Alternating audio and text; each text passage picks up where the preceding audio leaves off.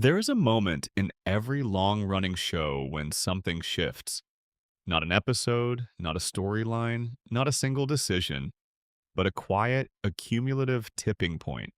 The kind you only recognize in hindsight when you go back and rewatch something you once loved and realize with a hollow feeling in your chest that the show you are watching now is not the same show you remember. Family Guy had that moment. Actually, it had several, and each one pulled it a little further from the warmth and sharpness that made millions of people fall completely in love with the Griffin family in the first place. Tonight, we're going to walk through all of it, together, slowly, the way it actually happened, season by season, character by character, decision by decision.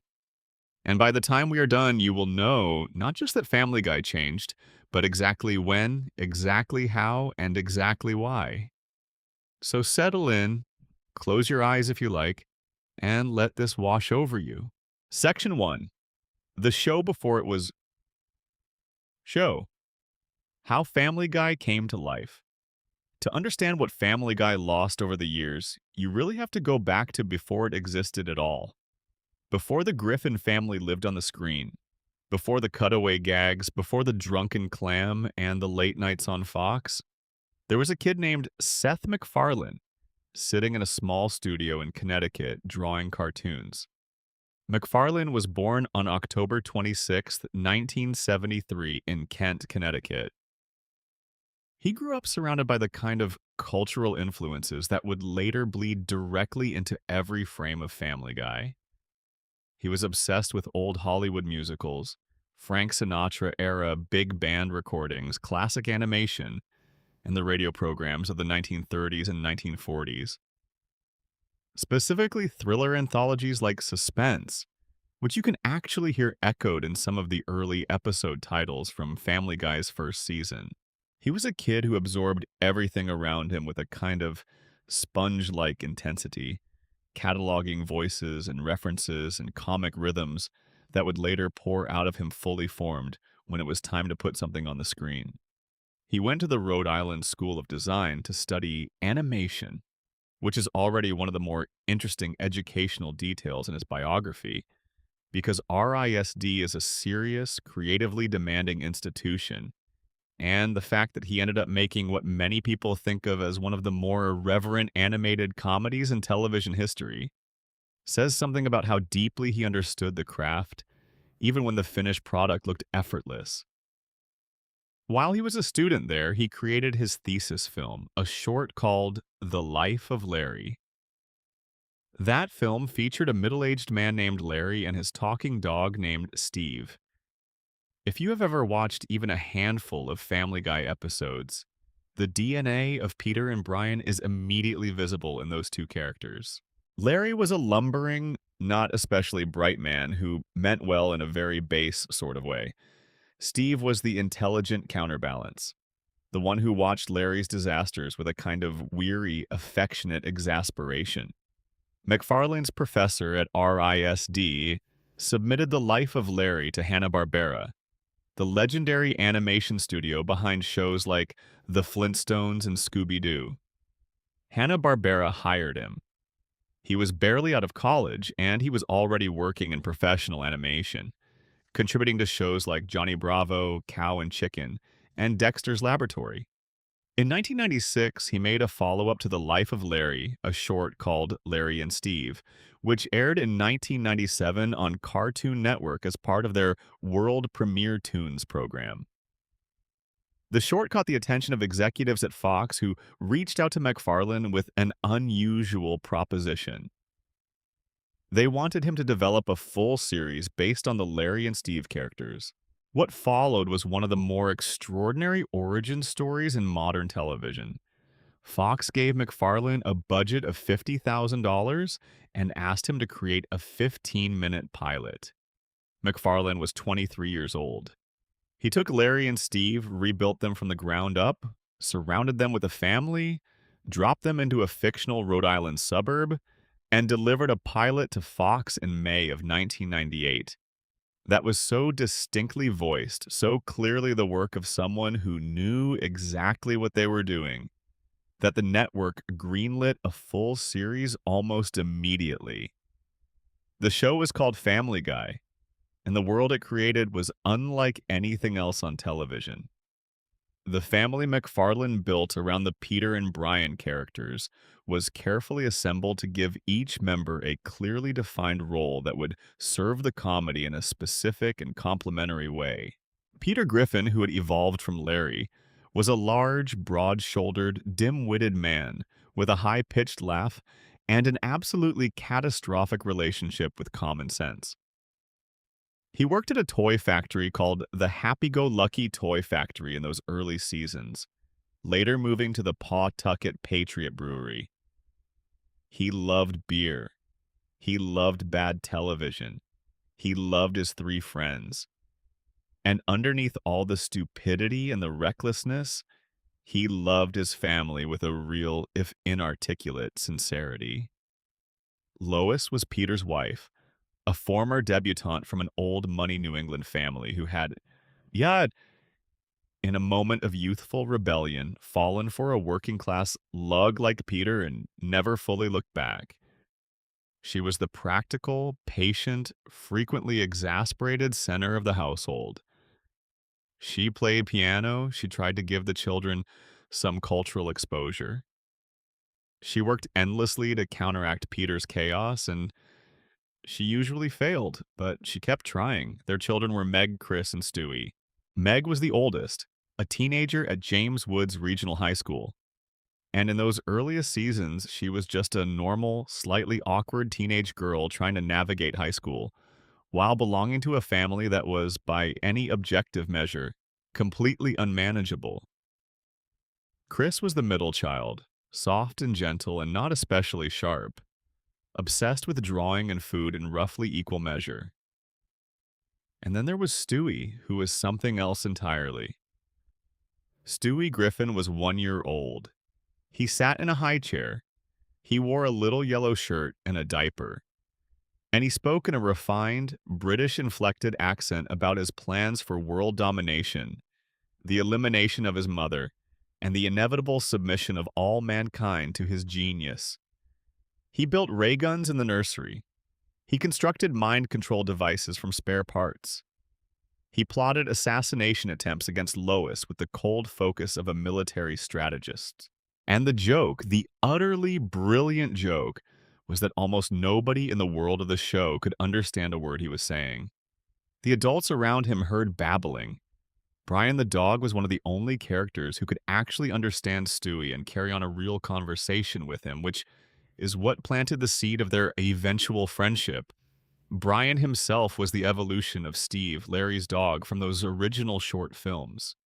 In the show, Brian was the Griffin family's talking dog, a medium-sized, beagle-ish creature who walked upright, drank dry martinis, drove a car, read literature, and served as the closest thing the Griffin household had to a functioning adult consciousness.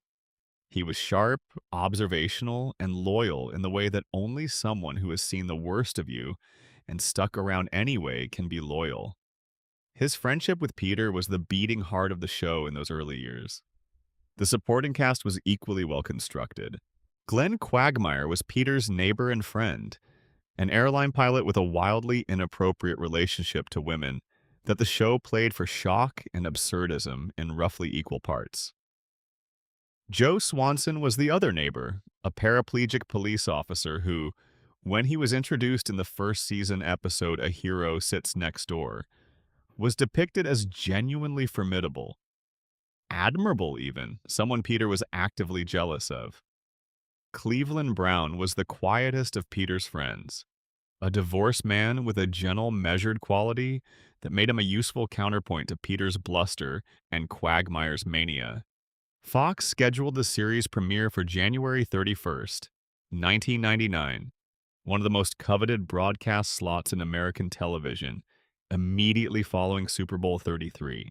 The game that year was the Denver Broncos over the Atlanta Falcons, and the roughly 22 million people who stayed on their televisions after the game ended watched the first episode of Family Guy, an episode called Death Has a Shadow, in which Peter loses his job, applies for welfare, and accidentally receives a welfare check for an enormous amount of money, which he then proceeds to spend in specularly unwise fashion. It was sharp, economical, funny, and immediately distinctive. Critics noticed. Audiences noticed. The show had arrived. After the Super Bowl boost, the first season averaged about 12.8 million households, which was enough to rank it 33rd in the overall Nielsen ratings for that broadcast year. For a brand new animated show from a 25-year-old first-time creator, those were genuinely impressive numbers. The show had something real, something particular. The voice of a specific person was embedded in every frame of it, and you could feel it while watching. What made those first 3 seasons so exceptional was not any single element in isolation, but the way all the elements worked together. The cutaway gags, which would later become something of a battleground in discussions about the show's quality, were used in those early years with real discipline and real craft. They were short, they were sharp, and they functioned as bonuses layered on top of stories that were already working without them. You could have stripped every cutaway from a season 1 episode and still had a complete, funny, well-constructed piece of television. The cutaways were the garnish on a dish that was already fully cooked. The actual stories had beginnings, middles, and ends. The characters learned things. The family resolved conflicts. Peter would mess up in some enormous, combustive way, realize by the end of the episode that he had messed up, and do something about it. That last part, the apologizing, the repairing, the actual accountability, is something that almost completely disappears in later seasons. And its absence becomes one of the most damaging structural problems in the show's decline. But in seasons 1 through 3, it was reliably present, and it gave the Griffin family a warmth and a realness that made them feel like people you might actually know. Not good people exactly, and not sensible people, but people with recognizable human impulses toward love, toward belonging, toward wanting to be seen and understood. The writing team that MacFarlane assembled for those first 3 seasons included Chris Sheridan, Danny Smith, Gary Janetti, Ricky Blitt, Neil Goldman, Garrett Donovan, Matt Weitzman, and Mike Barker. These were writers who had a specific sensibility that aligned with MacFarlane's own. The room operated with MacFarlane's voice and vision governing everything.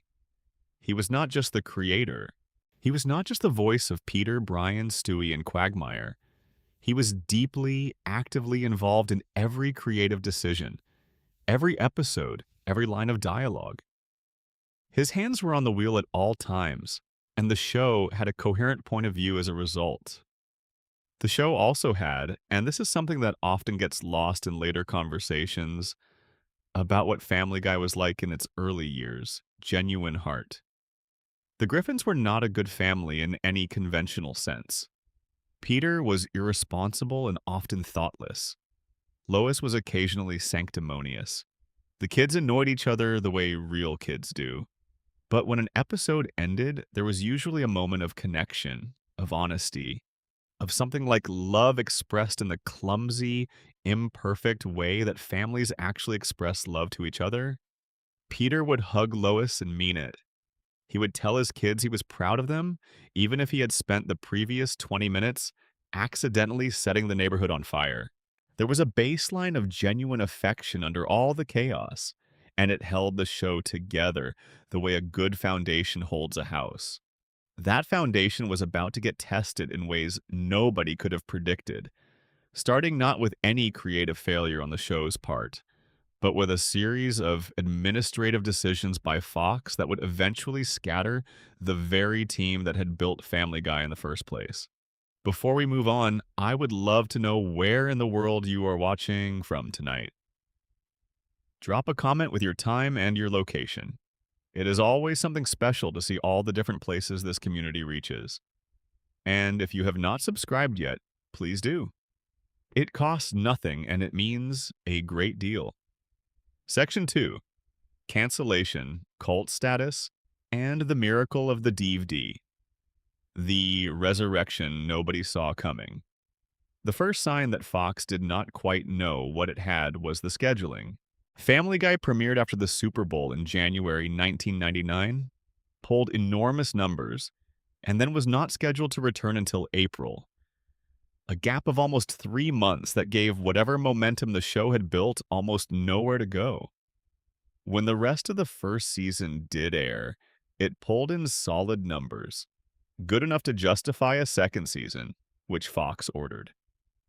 And then, with what would become something of a recurring pattern in the show's early history, Fox moved it. For its second season, Family Guy was scheduled on Thursday nights at 9 in the evening. This put it directly opposite Frasier on NBC. In the late 1990s, NBC on Thursday nights was essentially the most fortified position in American broadcast television. The network had spent years building its Thursday night lineup into an institution, with Frasier as one of its marquee comedy properties. Scheduling a second season animated show against that was essentially asking it to fail, and it largely did. The ratings dropped. Fox then moved the show to Tuesday nights at 8:30, where it ran into Who Wants to Be a Millionaire on a BC, which was one of the most watched programs on television at the time. The ratings dropped again. What Fox was doing, in effect, was shuffling a show around the schedule every time the ratings dipped, without giving the audience any consistent way to find it, and then using the resulting ratings decline as justification for further uncertainty about the show's future. It was a self-defeating cycle, and Family Guy got caught inside it. By the end of season 2, Fox officially canceled it, reversed that decision almost immediately, renewed it for a third season, and then canceled it again at the end of season 3 in 2002. The show was done by all conventional standards. It had been canceled twice. It had never had a stable time slot. The writing team scattered around. MacFarlane moved on to other projects. Family Guy became, in the television industry's casual cruelty of language, a dead property. What happened next is one of the more extraordinary stories in the history of American television, and it started not with a brilliant marketing campaign or a powerful advocate in the industry, but with a budget television deal that nobody involved thought very much about at the time. Fox had 50 episodes of Family Guy sitting in a vault. They were canceled property. Nobody in the broadcast industry wanted to pick up the reruns. The show is generally considered to have been a modest underperformer that had burned through its audience and its goodwill and was simply done. Fox eventually sold the syndication rights to Cartoon Network for what was reportedly described by the president of 20th Century Fox Television as almost nothing. The network acquired the rights with the same energy one might use to purchase a second-hand lamp at an estate sale. There was no particular excitement about it. Family Guy was going to fill some late-night hours on Adult Swim, the programming block that ran in the overnight hours on Cartoon Network, and had built a reputation for programming that was weird, distinctive, and generally aimed at people who were up at 2 in the morning for reasons they probably did not want to explain. Family Guy premiered on Adult Swim on April 20th, 2003. What happened almost immediately is still one of those television statistics that seems impossible when you first encounter it. The show became the highest-rated program on the entire Adult Swim block, essentially overnight. It dominated its late-night time slot against both cable and broadcast competition. It boosted Adult Swim's overall viewership by 239%, a number that was so large it required double-checking when it was first reported. A show that Fox had thrown away for next to nothing was outperforming everything else on its new network by an enormous margin. The same week that the Adult Swim premiere happened, Fox released the DVD sets for seasons 1 and 2 of Family Guy. These were not expected to sell particularly well. The show had been canceled. It had been off the air for more than a year. The DVD market for canceled television properties was not exactly a proven business in 2003. And yet within the first month, the DVD set sold over 400,000 copies. By the end of 2003, sales of the first volume had reached 2.2 million units, making it the best-selling television DVD of the entire year and the second best-selling television DVD of all time at that point, behind only the first season of Chappelle's Show. The third season DVD set, when it followed, also sold more than 1 million copies. The picture that emerges from these two things happening simultaneously, the Adult Swim ratings explosion and the DVD sales phenomenon, is of an audience that had never really found the show on Fox because Fox had never given them a stable place to find it. These were people who had caught an episode here and there, liked what they saw, and then lost track of it when the network shuffled it to a different night at a different time with a few days' notice.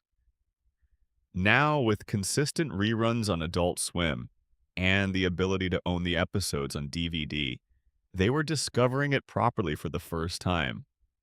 And they were telling their friends. Word of mouth was spreading through a fan base that was genuinely passionate in the way that only people who feel like they have discovered something that the mainstream missed tend to be passionate. Fox's attention was thoroughly captured. The network that had canceled Family Guy twice was now watching one of its discarded properties become a cultural phenomenon.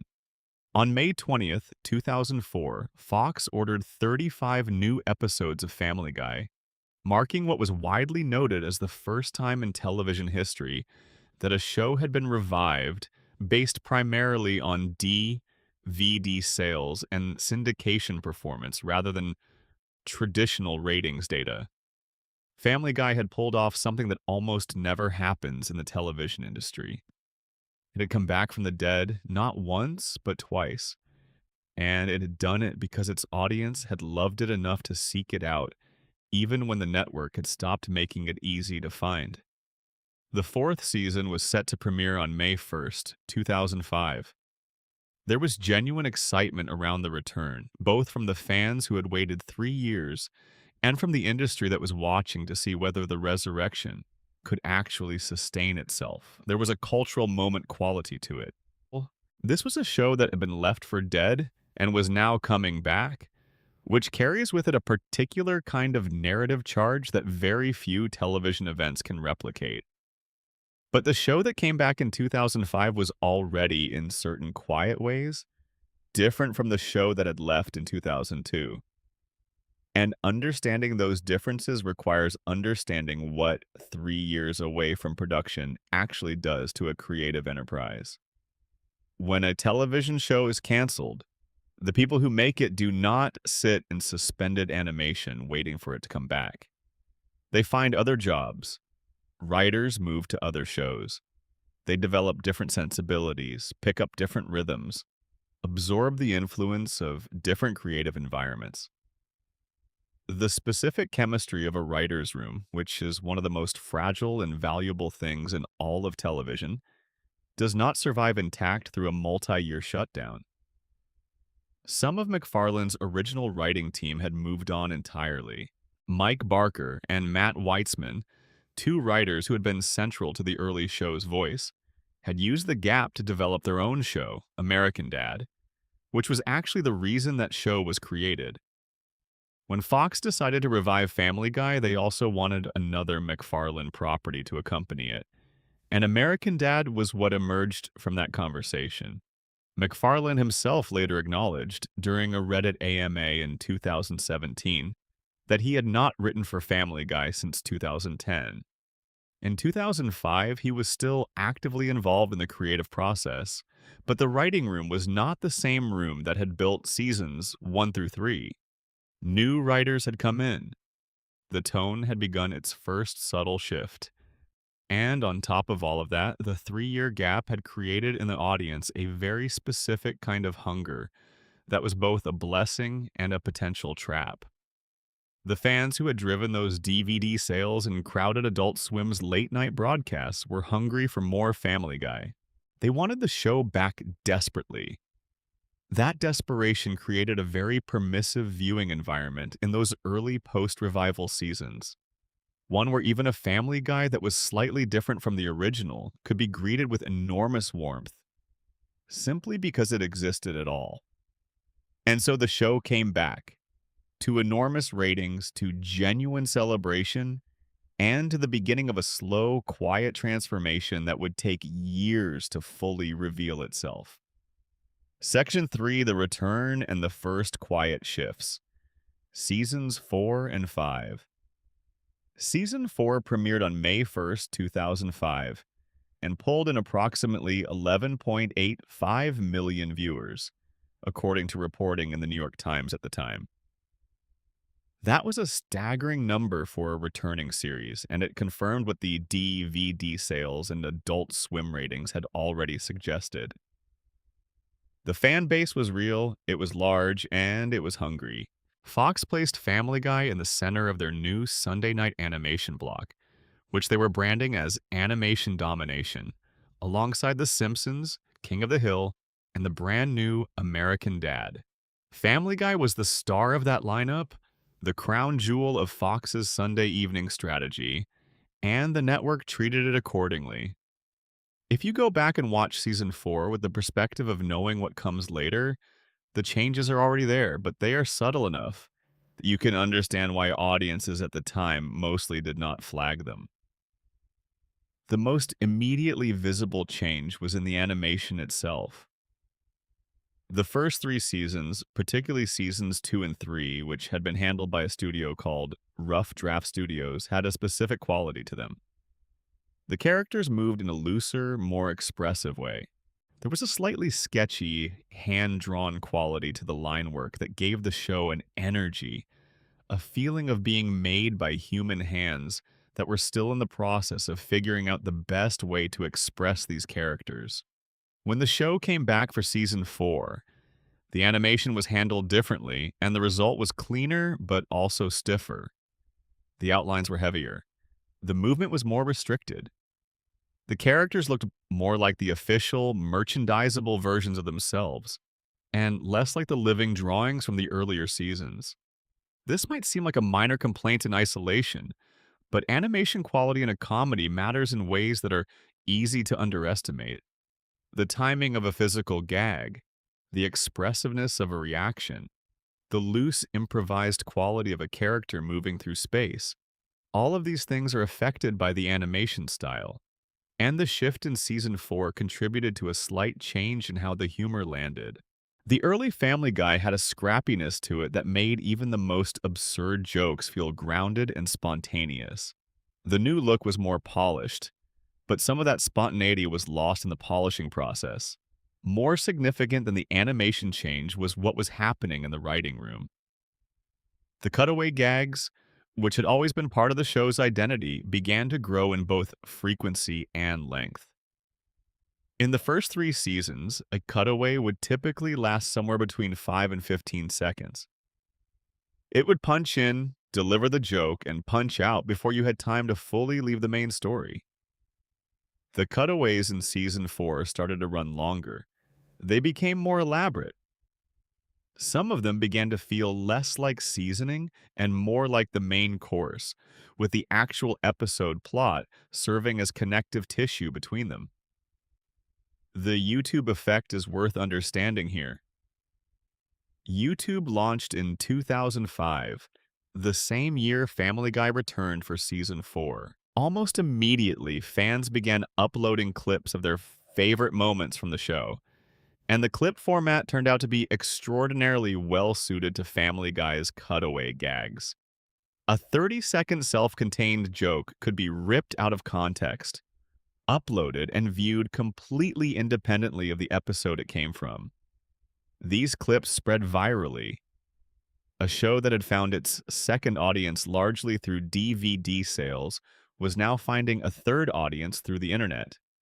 And the internet in its early years was a format that rewarded exactly the kind of humor Family Guy was producing more and more of.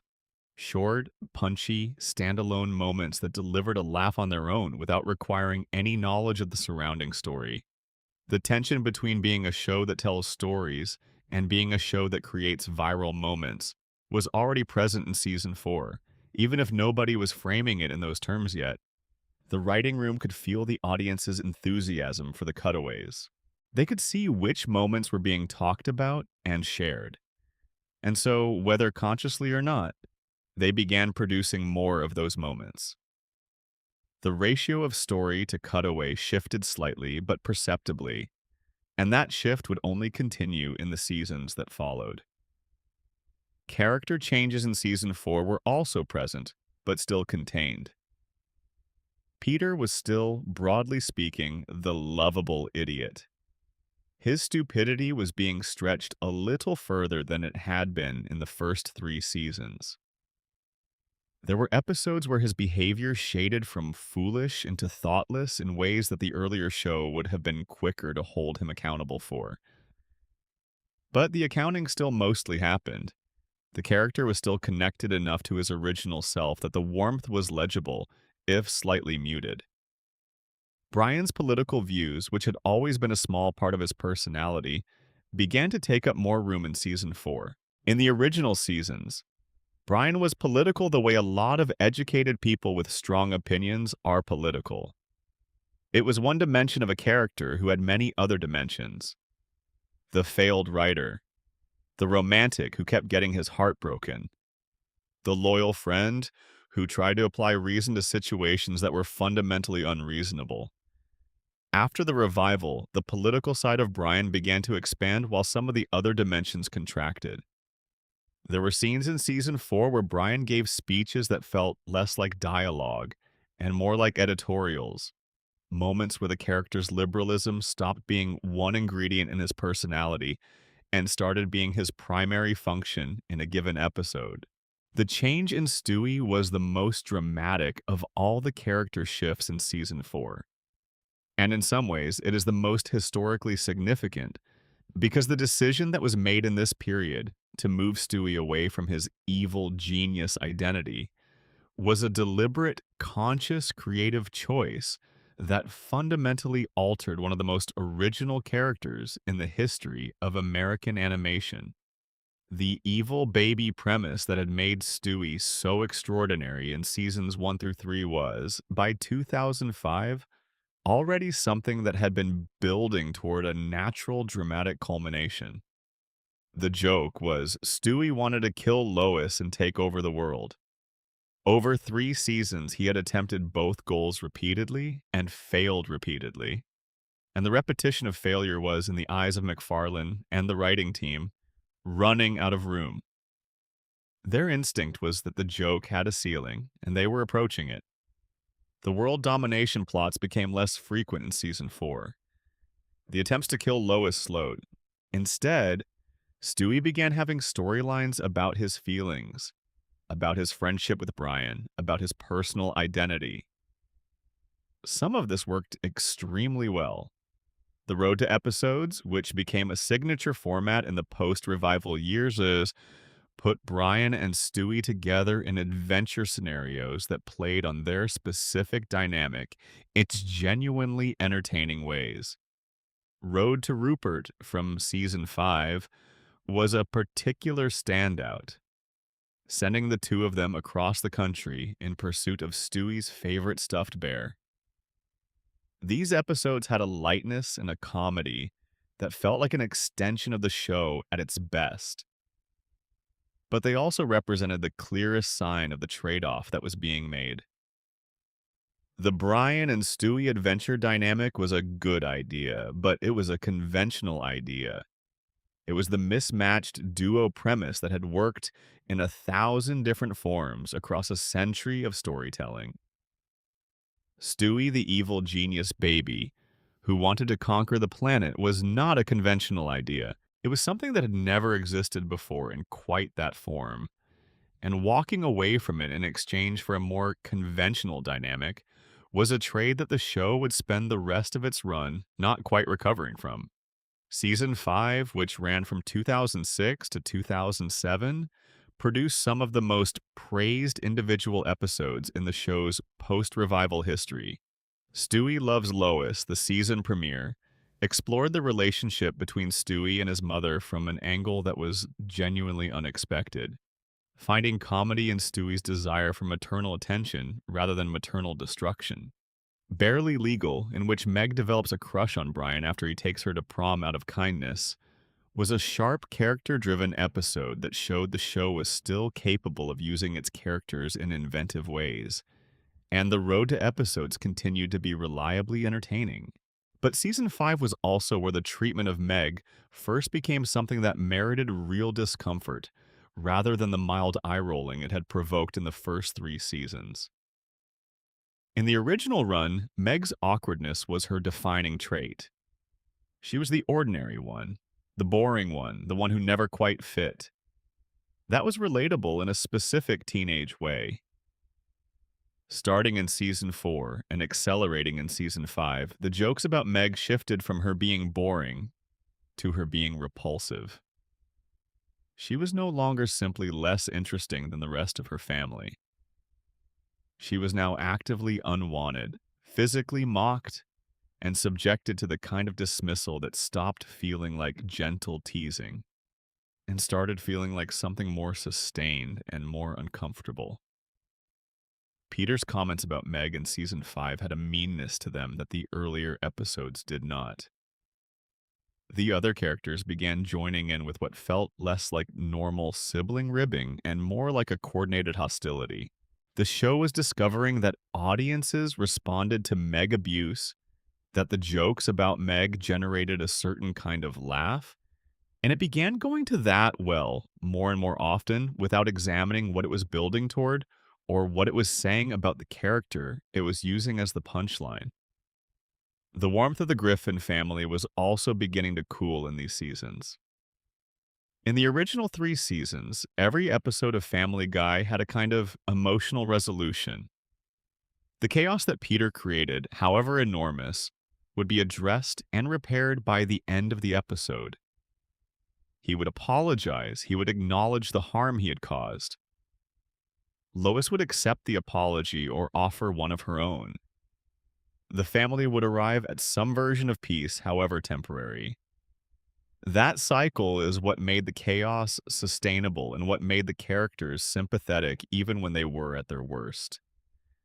Starting in seasons 4 and 5, those resolutions became less reliable. Episodes began to end with the status quo simply reasserting itself, rather than with any character having genuinely learned or grown. The reset button was being pressed more and more firmly. And while no single episode marked the end of the family's warmth, the cumulative effect across 2 seasons was of a household that was growing slightly colder, slightly more isolated, slightly less interested in the welfare of its own members. Despite all of this, seasons 4 and 5 are broadly considered to be good television. They are not at the level of the first 3 seasons, but they are substantially above what the show would become in its later years. The writing was still sharp enough to produce memorable material. The characters, while drifting, still had enough of their original gravity to be worth spending time with. The show had enough kinetic energy and creative ambition to carry viewers through the episodes that were less than they used to be. The first cracks were visible, but the foundation was still largely intact. The question of what would happen next, whether the show would stabilize at this new level or continue sliding, was about to be answered by a real-world event that nobody in the writer's room had planned for, one that came from outside the show entirely and rattled the entire creative ecosystem of American television. Section 4, The Strike, The Silence, and The Acceleration. Seasons 6 and 7. Season 6 premiered on September 23, 2007. For the first 4 episodes of the season, it looked and felt much like what had come before. The show was on Fox's Sunday night animation block. The ratings were healthy, and the new animation style, now being handled by a studio called Digital Emation, was producing competent, if slightly stiff work that was becoming something fans accepted as the show's current aesthetic. The 4 episodes that did air before the crisis hit included what is still considered one of the most ambitious two-parters in the show's entire run.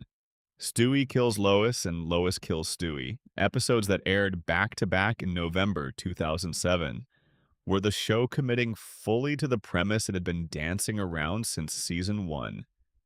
Stewie actually kills Lois. He follows through. She ends up dead at the bottom of the ocean, and the second episode depicts what happens next, with Stewie seizing power and imposing his will on the world, while Lois, who had survived the assassination attempt by sheer luck, comes back for revenge. The two-parter was dramatic, darkly funny, and energized by the clarity of its premise. Fans and critics loved it, and then the episode ended with a twist. The whole thing was a simulation Stewie had been running on his computer. None of it actually happened. Everything reset to exactly where it was before. That twist is worth sitting with for a moment, not because it ruined the two-parter in isolation, but because of what it signaled about the show's relationship to consequences going forward. Family Guy, the reveal was saying, could explore any premise it wanted, could kill characters, could upend the status quo, could take enormous dramatic swings, and then at the end of the episode, everything would be fine. Nothing would carry over. The audience could invest in whatever was happening on screen without any expectation that it would matter next week. It was a declaration, however unintentional, of a kind of creative immunity from consequence, and it was a declaration that would only get louder as the seasons continued. Then came November 5th, 2007. The Writers Guild of America went on strike. The WGA strike of 2007 and 2008 was a massive labor stoppage involving over 12,000 writers fighting for better compensation in a television and film industry that was rapidly changing around them. The specific issues at the heart of the strike were about residuals from DVD sales and digital distribution, the kinds of revenues that were becoming increasingly central to the economics of entertainment, but that writers were not adequately sharing in. The strike lasted from November 5th, 2007 to February 12th, 2008, a period of over 3 months, during which production on virtually every scripted show on American television ground to a halt. MacFarlane was a strong and public advocate for the striking writers. He appeared on the picket lines.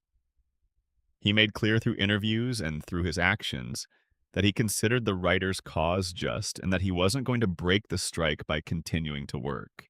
In an interview with Variety at the time, he called the decision by Fox to continue producing Family Guy episodes without his approval a colossal dick move, language that communicated something about the temperature of his relationship with the network at that particular moment.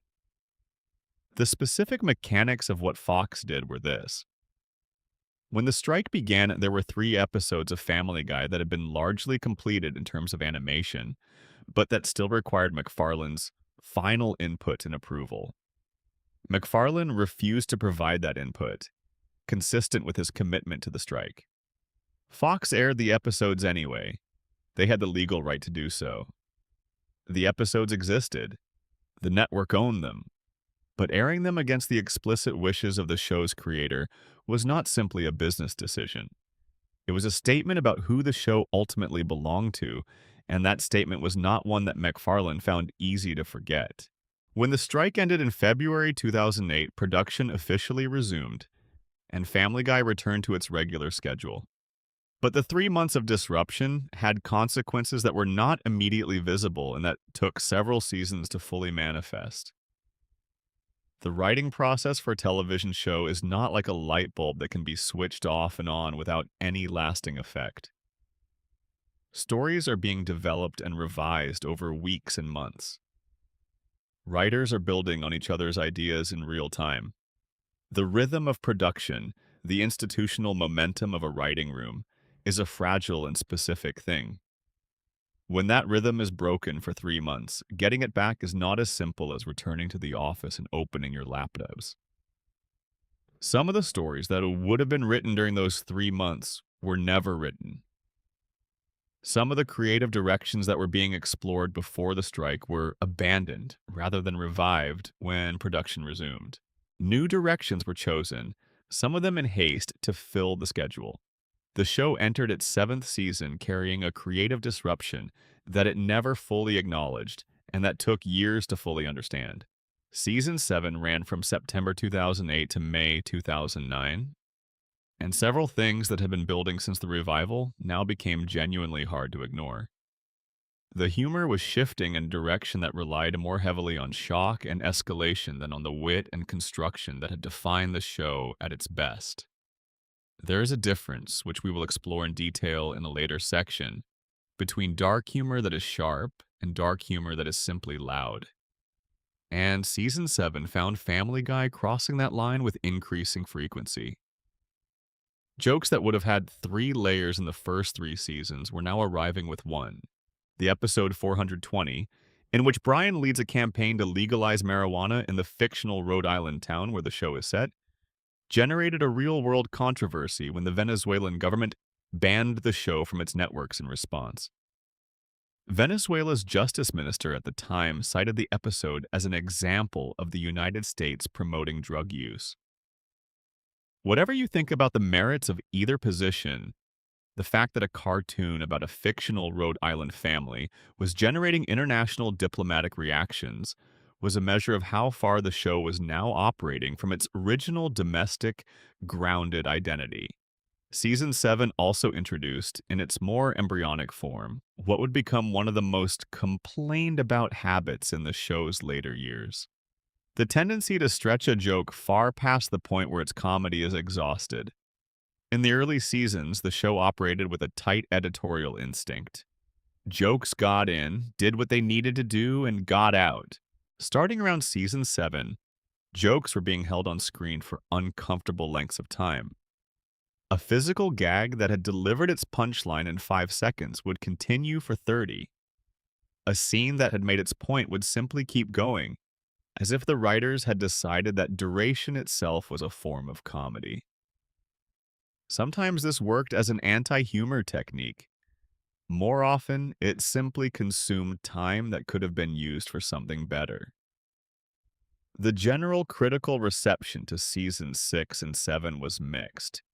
Critics who had been consistent fans of the show noted the changes without quite declaring them terminal. Fans were divided, with some defending the show enthusiastically and others articulating a vague sense that something had gone wrong without being quite able to name what it was. Looking at these seasons now, from the other side of everything that followed, they appear as the last moment when a course correction was genuinely possible. The last period in which the show's original energy was still present enough to serve as a reference point for what it could return to. After season 7, the show would cross a series of specific thresholds that felt, in the moment, like individual choices, but that in aggregate represented a permanent change in what Family Guy was. The characters would no longer simply be flawed. They would become cruel. The humor would no longer simply be dark. It would become gratuitous. And the man who created the show, the person whose specific vision and sensibility had given it its identity, would quietly step back from the creative driver's seat and leave the wheel to others. Section 5. The Flanderization of Peter Griffin.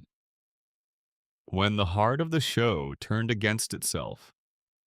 The word Flanderization comes from a character on The Simpsons, a show that Family Guy has been compared to and contrasted with for most of its existence. In the early seasons of The Simpsons, Ned Flanders was a three-dimensional character. He was the Griffins' friendly, devout next-door neighbor who was defined by multiple traits. He was kind. He was patient. He was a good father. His faith was a real and meaningful part of his life, but it was one element of a personality that had genuine complexity. As The Simpsons continued through decade after decade of episodes, the writers slowly stripped away everything else about Ned Flanders until only his religiosity remained, amplified to the point of caricature. That process of reducing a complex character to a single extreme trait, of hollowing out everything that made them human and leaving only a shadow of an original idea, is Flanderization. Family Guy is, in the view of many critics and longtime viewers, the most extreme example of Flanderization in the history of animated television. And the character who demonstrates this most painfully is Peter Griffin. In seasons 1 through 3, Peter was a man. He was not a smart man or a good decision maker, but he was recognizably a person with recognizable human impulses. He worked. He went to the bar with his friends. He watched television. He tried to manage his relationship with Lois, usually failing, but not for lack of trying. He was impatient with his children the way busy, distracted parents often are. But there were episodes that made clear he loved them, that he thought about their futures, that he wanted good things for his family, even when his methods for pursuing those good things were absolutely catastrophic. The early Peter could be cruel in the way that people who do not think carefully about how their words land can be cruel. He could be selfish in the way that people who have not developed much emotional intelligence can be selfish. But these were failures of awareness, not failures of character. He was a good person who was frequently a bad person at the specific skills of being in a family. That gap between intention and execution was where the comedy lived. Starting around season 8 and accelerating through seasons 9, 10, 11, and beyond, something changed. Peter's stupidity was no longer the result of inattention or thoughtlessness. It became total and unbounded. He stopped being a man who made bad decisions and became something closer to an agent of destruction who moved through the world without any awareness that other people existed or had feelings. His intelligence did not merely drop. It seemingly fell through the floor of the building entirely. More troubling than the stupidity was the cruelty, and the cruelty is where the real damage to the character occurred. The early Peter would hurt people accidentally. His recklessness caused collateral damage because he had not thought through the consequences of his actions, which is recognizable and even somewhat sympathetic, because we have all known people like that, or been people like that. The later Peter hurt people deliberately, or with a kind of cheerful indifference that amounted to the same thing. He stopped feeling bad when his actions caused harm. He stopped apologizing. The accountability cycle that had given the early seasons their emotional grounding was broken. The season 10 episode Seahorse Seashell Party, which we will examine more closely in a later section focused on Meg, contains a speech by Meg Griffin that is essentially a direct inventory of what Peter has become. She tells him on screen, in specific terms, that he is completely selfish, totally irresponsible, that he terrorizes the community with his impulsive behavior, that he shoves his daughter's face in his rear end and passes gas on it for entertainment, and that if anyone in the outside world could see how he treats her, he would be in jail. Everything she says is accurate. It is not an exaggeration of anything. It is a factual account of behaviors the show has already depicted, documented, and played for laughs across multiple seasons. And Peter, when confronted with this accounting, does not react with recognition or shame or even irritation. He laughs. He finds it genuinely amusing that his daughter has just described the conditions of her abuse. That moment is a kind of definitive statement about what the character has become, and it is made more powerful by how clearly the show is aware of what it is doing. The writers knew that Peter had become the person Meg was describing. They had written him that way. They were not confused about what they had built, and they had him laugh because by season 10, the character did not possess the emotional mechanism needed to respond in any other way. In the earlier seasons, Peter's relationship with his children was one of the show's most consistent sources of both comedy and genuine sentiment. He was not an especially attentive father, but he was a loving one. And the discrepancy between his intentions and his execution was funny because it was rooted in something true. You can love your children and still be terrible at parenting. That combination of love and failure is one of the most universal experiences in human life, and the early show used it brilliantly. Peter's relationship with Meg in those first 3 seasons was an ordinary, slightly inattentive father-daughter relationship. He sometimes forgot she was in the room. He sometimes said thoughtless things that hurt her feelings without understanding that they had done so. But there were also episodes where he tried to do right by her, where he showed up for her in his clumsy way, where the love was visible even through the mess. He was not a great dad to Meg, but he was her dad. The transformation of that relationship into something that the later show played as active contempt, as a kind of sport, is one of the most specific and documentable forms of the show's decline. The flashback in a later season episode that reveals Peter and Lois tried to abandon infant Meg at a fire station is the logical endpoint of a trajectory that began with slightly inattentive fathering and ended at something that has no frame of reference in normal human experience. Peter's friendships followed a similar arc. In the original seasons, the dynamics at the Drunken Clam between Peter, Quagmire, Joe, and Cleveland were genuinely warm. These were four men who liked each other. They showed up for each other. When one of them was in trouble, the others helped, even if the help was usually more complicated than the original problem. Their friendships had the quality of real male friendships, which often consist largely of sitting quietly in the same room, not talking about anything important. And that quality made them feel authentic. The treatment of Joe Swanson over the show's run is a particularly clear illustration of this decline. Joe was introduced in season 1 as the impressive, capable new neighbor that Peter was actually jealous of. He was in a wheelchair, but the show was careful to present his disability as a fact of his life rather than his defining feature. He was respected, admired, physically capable in ways that surprised people who underestimated him. Peter wanted to be him. Over the course of many seasons, Joe went from being the man everyone admired to being the man everyone mocked. His disability, which had originally been one element of a rich character, became the primary target of jokes. His marriage fell apart. His friends turned on him. The man Peter had once envied was now someone Peter looked down on. And that reversal says more about Peter's drift than almost anything else the show produced. The consequences, or rather the systematic absence of consequences, are what make Peter's Flanderization so structurally damaging. In the later seasons, Peter would do something genuinely harmful, something that in the real world would have serious repercussions for himself and everyone around him. And then the episode would end, and the next episode would begin as if it had never happened. He would sabotage a friend's career and face no accountability. He would physically harm a family member for entertainment, and the scene would simply conclude. He would endanger entire communities with acts of breathtaking negligence and be fined the following week.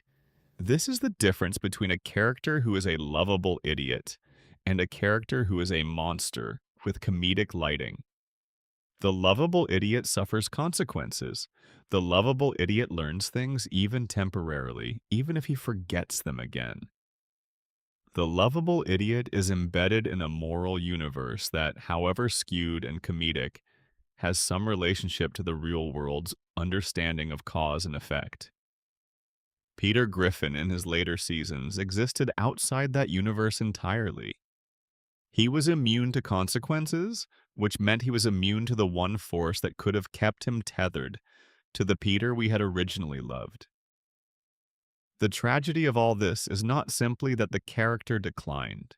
It is that the early Peter was so good, so precisely calibrated, so genuinely funny and genuinely warm, that the decline reads as a kind of betrayal of what the character had been. When you go back and watch the season 1 episode A Hero Sits Next Door, in which Peter's jealousy of Joe is the engine of the comedy, you are watching a character who is petty and insecure and hilarious because his pettiness and insecurity are in constant conversation with his love for the people around him. That Peter is someone you root for even when he is being ridiculous. The later Peter is someone you want to protect the other characters from. Section 6. Brian Griffin. From the smartest in the room to the most insufferable dog on television. If Peter's decline is the story of warmth curdling into cruelty, Brian Griffin's decline is the story of intelligence becoming its own parody. And in some ways, it is the more painful story, Because Brian was the character that the show built its emotional credibility on.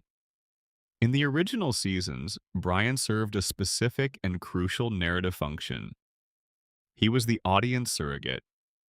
He was the character who reacted to the insanity of the Griffin household the way a sensible person would react, with exasperation and dry humor, and the resigned loyalty of someone who has decided that these people are his people, regardless of what that costs him. He was witty without being unkind. He was intelligent without being condescending.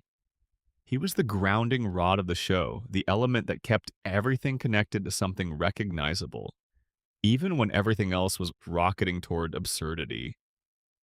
He was also, crucially, a genuinely complicated character. His failings were real failings, not caricatures. He drank too much. He was working on a novel he could not finish. He fell in love with women who were wrong for him, often women who did not feel the same way, and his heartbreaks were written with a specificity that made them feel genuine. He carried quiet feelings for Lois that he kept carefully contained, surfacing only in moments that were more touching than they were comic.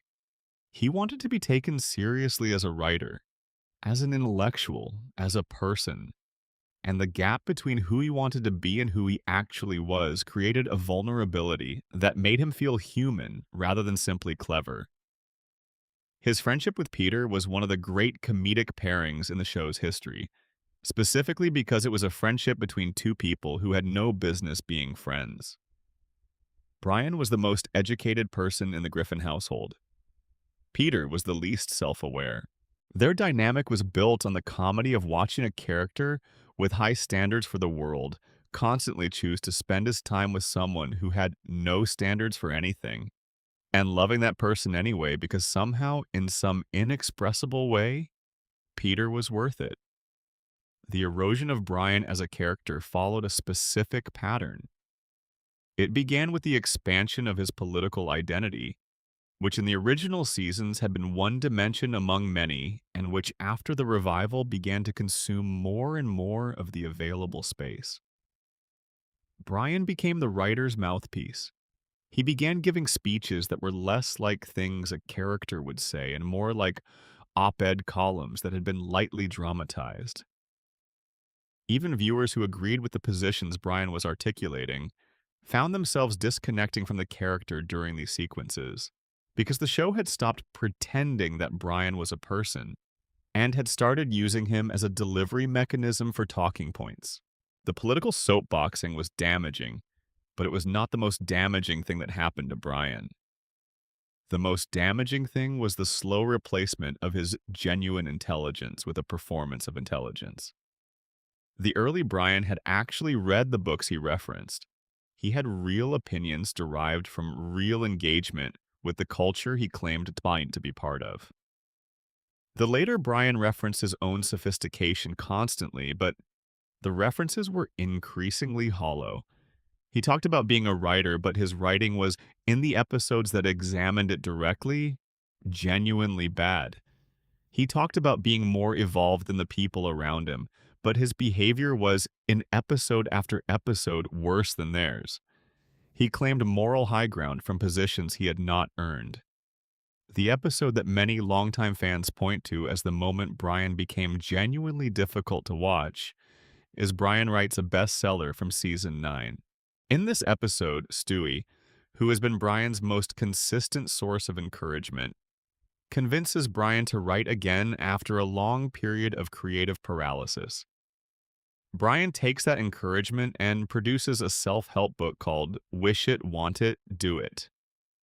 The book becomes a massive commercial success, and Brian's response to that success is to treat the person who believed in him with complete contempt. He becomes arrogant and dismissive. He belittles Stewie. He acts as though Stewie's support was an embarrassment rather than a gift. It is a straightforwardly ugly piece of behavior, and the episode does not shy away from how ugly it is, but it also does not hold Brian meaningfully accountable for it, which establishes a pattern that continues for many subsequent seasons. The Quagmire speech from the season 8 episode Jerome Is the New Black is perhaps the most famous single monologue in the post-revival history of the show, and its fame is entirely rooted in the fact that it functions as an accurate and exhaustive summary of what Brian had become by that point. Quagmire in this episode tells Brian exactly why he hates him. He identifies Brian as a fraud who pretends to be an intellectual without the work ethic to back it up. He identifies him as someone who has been hitting on Peter's wife in Peter's presence for years. He identifies the contrast between Brian's pretensions to moral superiority and his actual record of behavior, which includes abandoning his own son, sleeping his way through women he does not care about, and claiming credit for cultural sophistication he has not earned. He calls Brian out for being, at bottom, a self-righteous, self-pitying, self-aggrandizing phony. What makes the speech interesting is that it is clearly intended to represent the audience's perspective.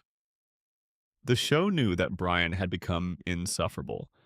The writers could feel the fan reaction. Quagmire's speech was the show putting that reaction on screen, acknowledging it, and implicitly promising to do something about it. But it did not do something about it. Brian did not change. The character continued along the same trajectory, and in some respects, the traits that Quagmire cataloged in his speech became even more pronounced in the episodes that followed. The speech was not a turning point. It was a moment of self-awareness that led nowhere, which is perhaps the most damning thing you can say about any piece of television. The death and resurrection of Brian in Season 12 deserves its own examination because it is both a significant event in the show's history and a perfect illustration of the consequences problem that came to define the later seasons. Brian was hit by a car and killed in the Season 12 episode Life of Brian, which aired on November 24, 2013. The death was treated with genuine solemnity. The Griffin family mourned. Stewie's devastation was real and affecting. A new dog named Vinny, voiced by the late Tony Sirico of Sopranos fame, was introduced as a replacement. The event made national news. The hashtag RIP Brian was trending on social media within hours of the episode airing. A petition to resurrect Brian on change.org gathered over 100,000 signatures in 72 hours, making it one of the fastest-growing entertainment-related petitions the site had ever seen. 2 episodes later, in the Christmas episode Christmas Guy, Stewie used a time machine to go back and save Brian from being hit by the car. Brian came back. Everything was undone. Vinny was largely forgotten. Within 3 weeks of Brian's death, he was alive again. The grief was erased, and the show continued as if none of it had happened. Seth MacFarlane, after the resurrection, tweeted a message to fans that included the line, "I mean, you didn't really think we'd kill off Brian, did you? Jesus, we'd have to be fucking high." The tweet was clearly intended to be playful, a release valve for the tension that had built over those 3 weeks. Many fans found it funny. Others found it insulting, a confirmation that the entire sequence had been calculated for publicity rather than for any storytelling purpose. The fact that the show had been willing to kill Brian, to manufacture grief in its audience, and then undo the whole thing with a shrug and a wink, said something about its relationship to its own material that was difficult to reconcile with anything in the original 3 seasons. After his resurrection, Brian somehow became worse. The traits Quagmire had cataloged became more extreme.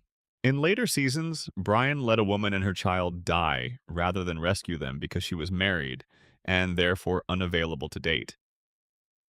He killed a baby squirrel that Chris and Stewie had been trying to protect and faced no consequences for doing so. He cheated people who trusted him and was not held accountable. The character had become, by the show's own standards, genuinely bad. Not flawed in the way that interesting characters are flawed, but bad in the way that makes you root against them. And yet, intermittently, there are episodes in the later seasons where something of the original Brian is visible. He treats Stewie with real tenderness. He says something genuinely wise and kind. He shows up for someone in a way that costs him something. These moments, which are scattered but real, prove that the writers knew exactly who Brian was supposed to be. They had not forgotten the character. They were choosing, episode by episode, to write him badly, and choosing occasionally to write him well, without any clear logic governing which kind of episode any given week would produce. The inconsistency is almost more frustrating than the decline because it suggests that the decline was not inevitable. It was chosen. Section 7. Stewie Griffin, the most original character in animation and what the show did with him. There is an argument that Stewie Griffin, in his original incarnation across seasons 1 through 3, was one of the most genuinely novel character concepts in the history of American animated television. Not merely good, not merely memorable, genuinely structurally, conceptually novel in a way that very few television characters of any kind managed to be. The premise was this: a baby, 1 year old, yellow shirt, diaper, football shaped head. He sits in a high chair. He eats baby food. He drools. He is, in every external appearance, exactly what a 1 year old is supposed to be. And in his head, in the private world that he inhabits and that the audience is invited to share, he is one of the most sophisticated, dangerous, and eloquent consciousnesses in the Griffin household. He speaks in a refined British accent that suggests Rex Harrison crossed with a Bond villain. He builds weapons. He constructs time machines and mind control devices in the nursery. He has spent the entirety of his short, powerfully imagined life developing plans for the elimination of his mother and the subjugation of all humanity to his will. The comedy came from the gap between the inside and the outside, between the elaborate internal life and the physical reality of the 1 year old body that contained it. Stewie would deliver a monologue of extraordinary sophistication and menace, gesturing with purpose and conviction, and then the camera would pull back and you would see that he was sitting in a high chair with strained peas on his bib, and his mother was wiping his face with a cloth, having heard nothing but babbling. The juxtaposition was the joke, and it never ran out of ways to be the joke because the writers kept finding new and inventive ways to create that gap. The Lois assassination plot was the engine that drove most of Stewie's storylines in those original seasons. Nearly every episode contained at least one moment in which Stewie either attempted to harm Lois, plotted to harm Lois, or made reference to his ongoing desire to harm Lois. These ranged from elaborate schemes involving advanced weaponry to casual conversational references while being fed dinner. The variety of approaches kept the premise fresh, while the consistency of the goal gave Stewie a sense of genuine motivation that most cartoon characters lack. Brian was the only character who could understand what Stewie was saying, and that specific detail was doing a lot of structural work in the show. It established why Brian was a necessary presence in Stewie's life. It gave Stewie an audience for his schemes that was within the world of the show, rather than only outside it. And it planted the seed of a friendship between them that, when it eventually grew in the post-revival seasons, would be one of the more compelling relationships in the entire series, even if it ultimately displaced the thing that made Stewie special in the first place. The decision to move Stewie away from the evil genius premise was made deliberately, and the creative rationale for it has been articulated by both McFarlane and the show's later showrunners. The argument was that the evil baby joke had been taken as far as it could go. After 3 seasons of world domination plots and Lois assassination attempts, the writers felt they had exhausted the premise's possibilities. Continuing to tell the same story would make Stewie feel stale, which was a legitimate concern. The solution they arrived at was to shift Stewie's characterization towards something more grounded and emotional, to let the friendship with Brian become the primary lens through which his character was explored. and to replace the villain premise with a character study about identity, insecurity, and belonging. Season 4 marked the beginning of the shift in earnest. The world domination plots became less frequent. The weapons were still present, but no longer central. Stewie began to show more vulnerability, more emotional need, more of the insecure, confused interior that had always been theoretically present beneath the villain exterior, but had been kept mostly hidden. The road to episodes, which began in this period, put Brian and Stewie together in adventure contexts that allowed their friendship to be explored in entertaining and sometimes genuinely moving ways. The season 6 two-parter, Stewie Kills Lois and Lois Kills Stewie, functioned as something like a final farewell to the original version of the character. Stewie achieved his goal. He killed Lois. He took over the world. And then it was revealed to be a simulation, a non-event. And after that episode, the evil genius premise was effectively retired. What replaced it was a Stewie who was more emotionally accessible but also more conventional. The storylines involving Stewie in the later seasons were often about his identity, about his complicated feelings regarding his sexuality and gender expression, about his need for Brian's approval, about the pain of growing up in a household that largely ignored him except when he was a source of comedy. These were real and sometimes moving storylines. The Christmas Guy episode, in which Stewie travels through time to save Brian after the death storyline in season 12, is one of the most emotionally sincere things the show has ever produced. Stewie's love for Brian is communicated with a directness and a warmth that the original Stewie, cold and scheming and magnificent in his villainy, could not have expressed. But here is the counter-argument, and it is a strong one. What the show gained in emotional range, it lost in originality. There are hundreds of animated characters who are emotionally vulnerable, who struggle with identity, who need validation and struggle to ask for it. There are dozens of mismatched buddy pairings in animated comedy. These are effective and entertaining character types, but they are not rare. The evil genius baby who had constructed a laser cannon before he could walk, who monologued about the subjugation of humanity between spoonfuls of mashed peas, who was simultaneously the most dangerous and the most helpless creature in his own household. That character was one of a kind. He existed nowhere else in the history of American animation, and would probably never exist again. And the writers retired him, not because the premise had genuinely run its course, but because they had run out of ideas for expanding it. That is an important distinction. Running out of ideas for a character is a failure of imagination. It is not the same thing as the character having outlived his usefulness. The argument that the evil Stewie joke was exhausted is difficult to sustain when you observe that the show has now produced far more seasons with the softer, emotional Stewie than it ever produced with the original version.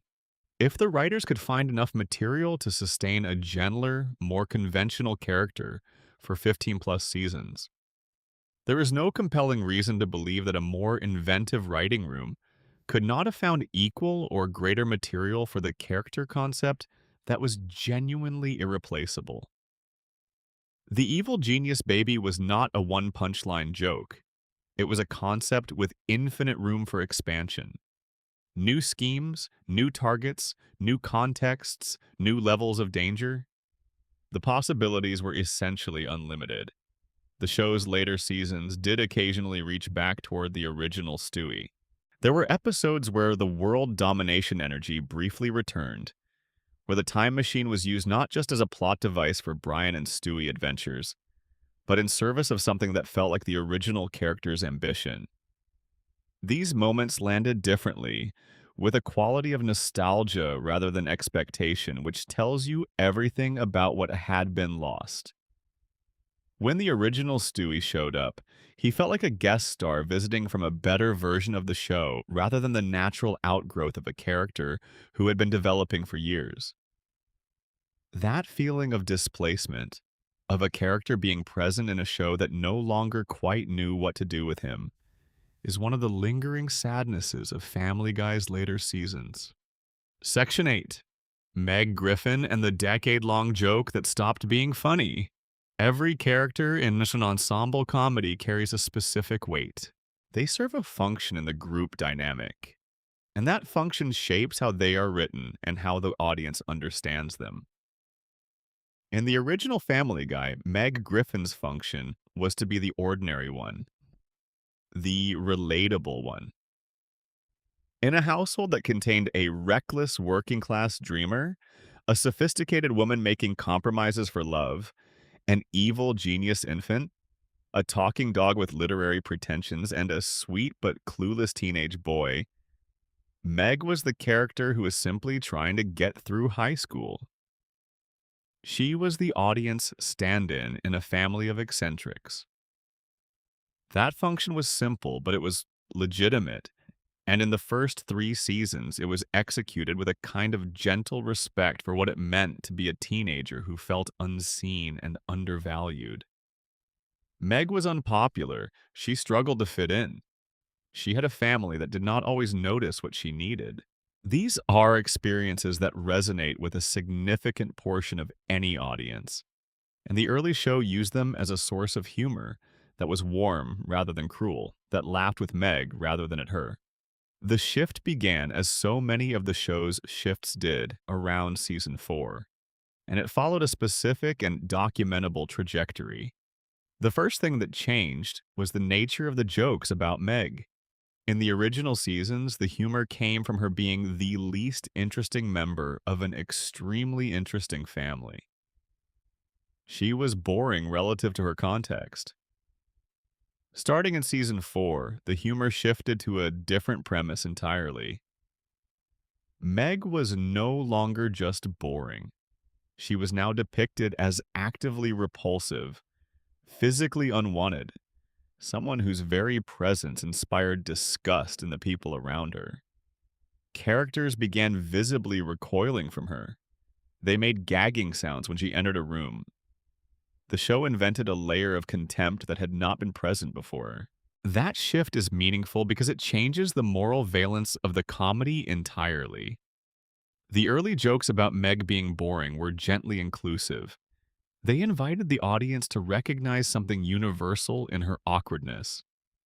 The later jokes about Meg being ugly and unwanted were exclusive.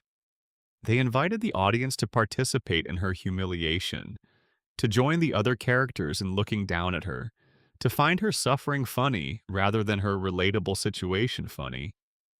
These are genuinely different kinds of comedy, and the distinction matters in ways that went beyond aesthetics.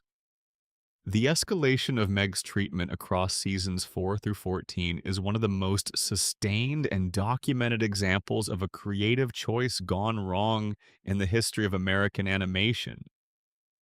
Peter, who in the original seasons was a thoughtless but loving father, became someone who actively despised his oldest daughter. He farted on her face for entertainment. He made regular references to wishing she did not exist. He physically abused her in ways that the show framed as comedy. In one of the most discussed examples, a flashback revealed that Peter and Lois had attempted to abandon Meg at a fire station when she was a baby, an act of parental rejection that the episode presented as a punchline. The rest of the family followed Peter's lead. Lois, who in the original seasons had been the maternal anchor of the household, grew cold and contemptuous toward Meg in ways that were sometimes presented as dark comedy and sometimes simply as fact. Chris joined in on the insults. Stewie began including casual cruelty toward Meg in episodes where their paths crossed. The entire Griffin household was participating in a coordinated campaign of abuse against a single family member, and the show presented this as one of its primary recurring sources of humor for roughly a decade. The real-world effects of this were measurable. Mila Kunis, who has voiced Meg since the second season, has spoken publicly about the experience of fans approaching her and reciting the dismissive catchphrase that became synonymous with Meg's treatment in the show. People she did not know would walk up to her and say the line that Peter directed at Meg most frequently. The fictional cruelty had escaped the screen and was being replicated in the real world toward the actual woman who had given the character her voice. The season 10 episode Seahorse Seashell Party is the episode that the fandom consistently identifies as the most uncomfortable and most damaging product of this entire arc. The episode takes place during a hurricane that keeps the Griffin family trapped inside the house together. Meg, having finally reached some kind of breaking point after years of accumulated abuse, stands up and delivers a speech to her family that is extraordinary in its directness and its accuracy. She identifies Peter as a terrible father. She identifies Lois as a mother who enables Peter's abuse by prioritizing her own comfort over her children's welfare. She identifies Chris as a bully who picked up his cruelty from his parents. She identifies Brian as someone who contributes to the household's dysfunction while pretending to be above it. Everything Meg says in this speech is verifiably true. It corresponds exactly to behaviors that the show has depicted across multiple seasons. It is not hyperbole. It is a factual accounting of the conditions of her life. For fans who had been watching Meg get destroyed for years, the speech felt like the show finally acknowledging what it had been doing and why that had been wrong. It felt like the beginning of a correction. And then the episode ended with Meg going to Brian and voluntarily retracting everything she had said, agreeing to accept her role as the family's punching bag because, as the episode frames it, without Meg absorbing the family's collective dysfunction, the other members would turn on each other and the family would fall apart. Meg's abuse is presented as structurally necessary.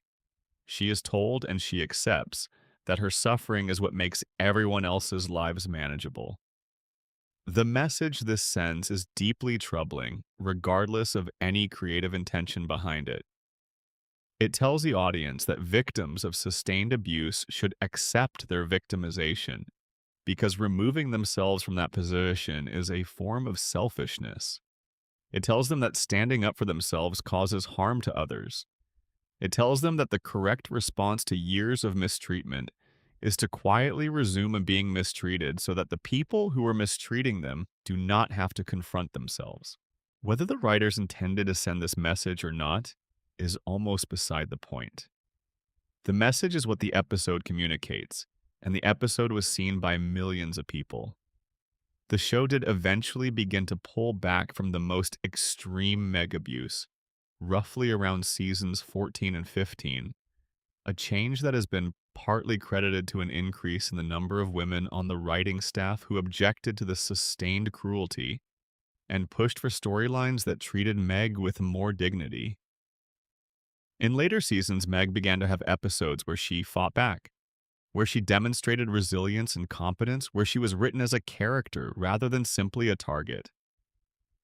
By season 22, the most gratuitous abuse had largely stopped, and Meg was being allowed to exist as something approaching a full person. But the damage of those 10 seasons, from 4 through 14, is not fully undone by those later corrections. For roughly a decade, the show repeatedly told the audience what it thought about Meg Griffin. She was ugly. She was unwanted. She deserved what she got. The repetition of that message across hundreds of episodes gave it a weight and a cultural embeddedness that a few later seasons of more respectful treatment could not entirely neutralize. Meg Griffin became a cultural shorthand for contemptibility, and that is not a legacy the show should be proud of. What makes this especially frustrating, and this needs to be said clearly, is that Meg is arguably the most sympathetic and most human character in the Griffin family. She is a teenager who wants her parents to be proud of her. She wants friends. She wants to feel like she belongs somewhere. She wants to be seen. These are desires that every human being experiences at some point, and they are desires that are entirely legitimate. The show took a character who embodied some of the most universal human needs and used her as a vehicle for audience contempt over and over again. Apparently, because that audience contempt was easy to generate, and because nobody in the room stopped to think carefully about what they were doing. Section 9. Cutaway Gags. From the show's secret weapon to its most visible symptom. The cutaway gag is Family Guy's most famous invention, and discussing what happened to it over the course of the show's history is inseparable from understanding the show's broader creative decline. Because the story of the cutaway gag is not the story of something that was always bad getting discovered to be bad, right? It is the story of something that was genuinely brilliant, becoming gradually hollow through overuse and misapplication, until the brilliant thing became its own parody. In the early seasons, the cutaway gag worked because it was short, sharp, and subordinate to the episode's main story. A character would reference something. The screen would cut to a brief visual joke. The joke would land in 5 to 15 seconds.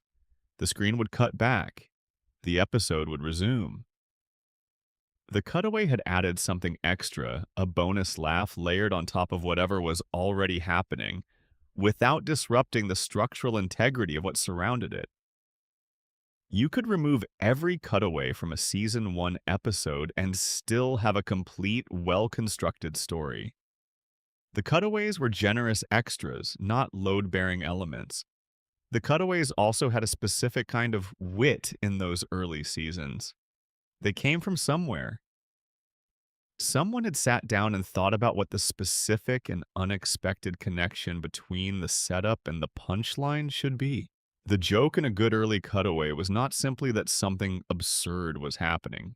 It was that something absurdly specific was happening, that the writers had found a connection between the character's situation and some corner of experience, history, or pop culture that was unexpected enough to produce genuine delight.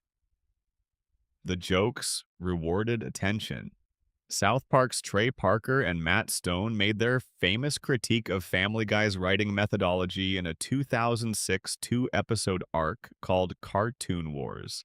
The South Park episodes depicted Family Guy's jokes as being written by manatees randomly pushing idea balls together, generating random combinations that required no craft or intention to produce.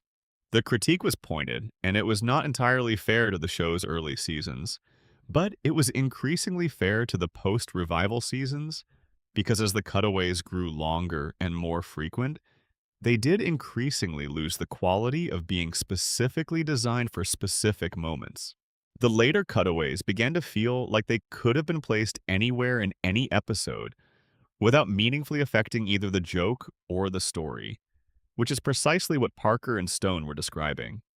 The Conway Twitty gag is the most notorious specific example of cutaway abuse in the show's history, though it represents a broader phenomenon rather than an isolated incident. The bit, which appeared multiple times across several seasons, consisted of the show cutting away from the episode in progress to a full, unedited performance by country singer Conway Twitty, playing for extended periods of time before the episode resumed, as if nothing had happened. The first time, this was genuinely surprising.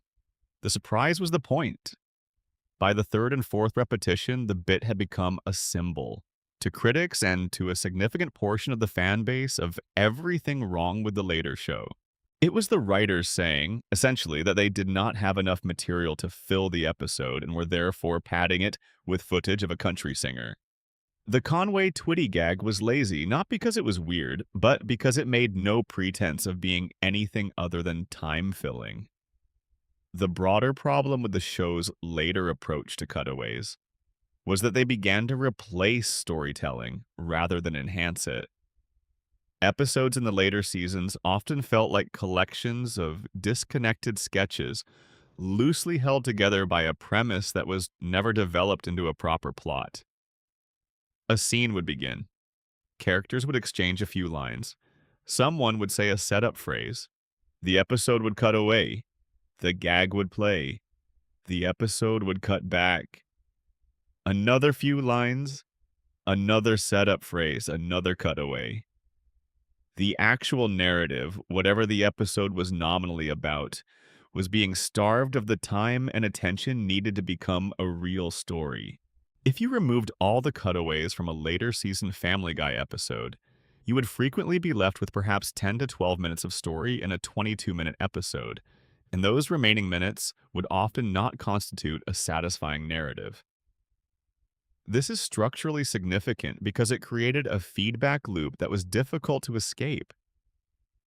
The writing room, which had always defaulted to cutaways as supplementary material, began using them as primary material.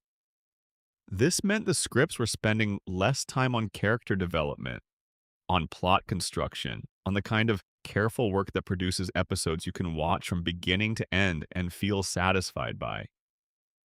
The weakening of the stories meant there was even less reason to invest time in them, which made the cutaways even more central, which weakened the stories further, and so on. The episode Brian and Stewie from season 8 is frequently cited as a demonstration that the show could still do brilliant work without cutaways when it committed to doing so. The episode places Brian and Stewie in a bank vault overnight and simply lets them talk. There are no cutaways. There are no random gags. There are two characters having honest, sometimes difficult, genuinely emotional conversations about their fears and their friendship and their place in the world. Brian reveals that he keeps a gun in his safety deposit box because there have been moments when he has thought about ending his life. Stewie tells Brian what he means to him with a directness that the character rarely showed. It is, by the consensus of both fans and critics, one of the finest episodes the show ever produced. And it is also the clearest proof that the show's problems were not innate or inevitable. The talent was still there, the ability to create something genuinely meaningful was still present. The show was simply not using it most of the time. The show was at least partially aware of its own cutaway dependency, which it addressed in the most Family Guy way possible by making jokes about it. The season 10 episode Back to the Pilot, in which Brian and Stewie travel back in time to the events of the first episode, includes a meta moment in which the characters observe the season. One cast standing around doing nothing during a cutaway, just waiting for it to end, because they have nothing to do while the joke is happening. The joke was accurate and funny, and also accidentally illustrated exactly the problem that critics had been identifying for years.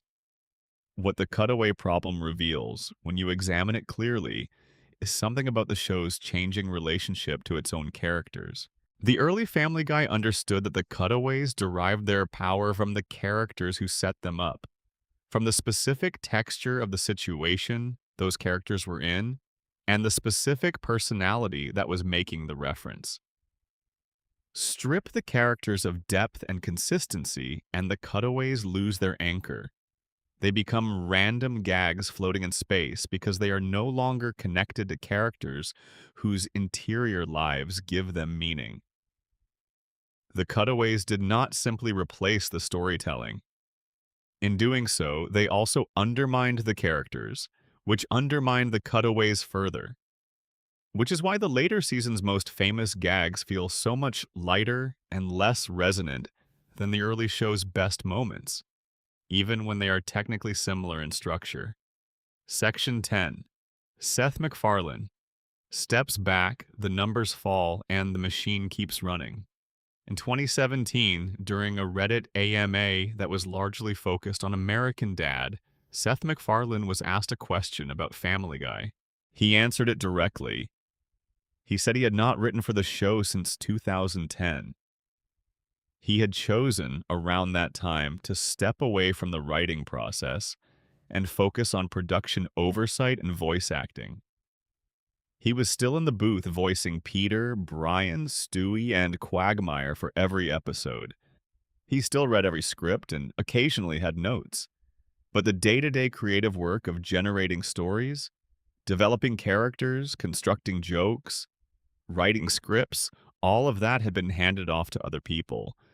The people who took over the show running duties were Rich Appel and Alex Sulkin, both of whom had been with Family Guy for years and knew its world comprehensively. In an interview published in 2025, Appel and Sulkin describe McFarlane's involvement as ongoing, noting that he reads every script and sometimes rejects material he considers substandard, replacing it with better versions. They credited his presence, even in this reduced form, as an important quality control mechanism. They took seriously, by their own account, the standards he set in the show's early years. The question of how much of what went wrong with Family Guy was McFarlane's departure specifically as opposed to the accumulation of other factors is genuinely complex. McFarlane did not single-handedly ruin the show, and attributing the show's decline entirely to his reduced involvement would be both reductive and inaccurate. The other factors we have discussed throughout the script, the character flanderization, the cutaway dependency, the shift from wit to shock, the Meg abuse arc, all of these were in motion during periods when McFarlane was still actively involved in writing.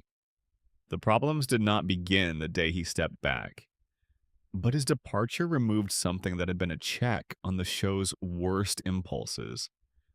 McFarlane, in the early years, was the quality filter. He was the person who could look at a joke and say it was wrong. Not wrong in a technical sense, but wrong in the sense of being wrong for this show, wrong for these characters, wrong for the specific comedy of dysfunction wrapped in warmth that had defined Family Guy at its best. Without him actively applying that filter, the show was free to drift in directions that might have been stopped before they became habits.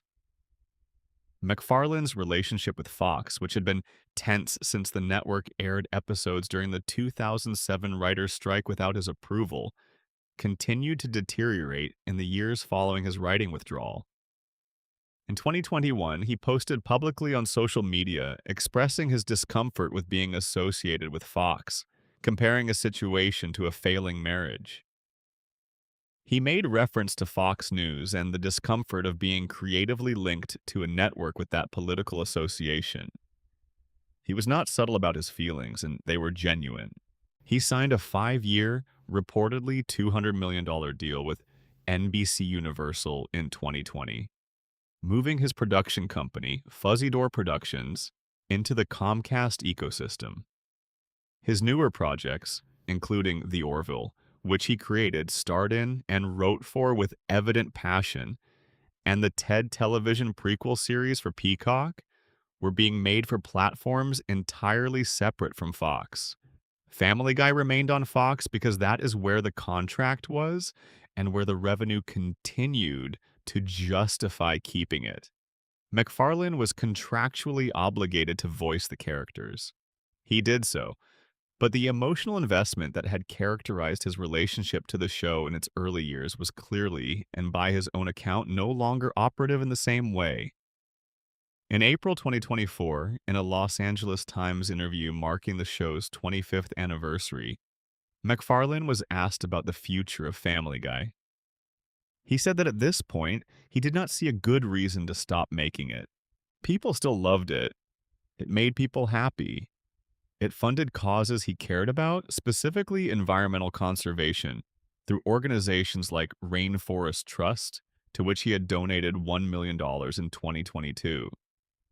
He noted that there had been a time when he thought it was time to wrap things up, but that the show had reached what he called escape velocity, where it had simply been going long enough that there was no logical reason to stop unless the audience stopped caring.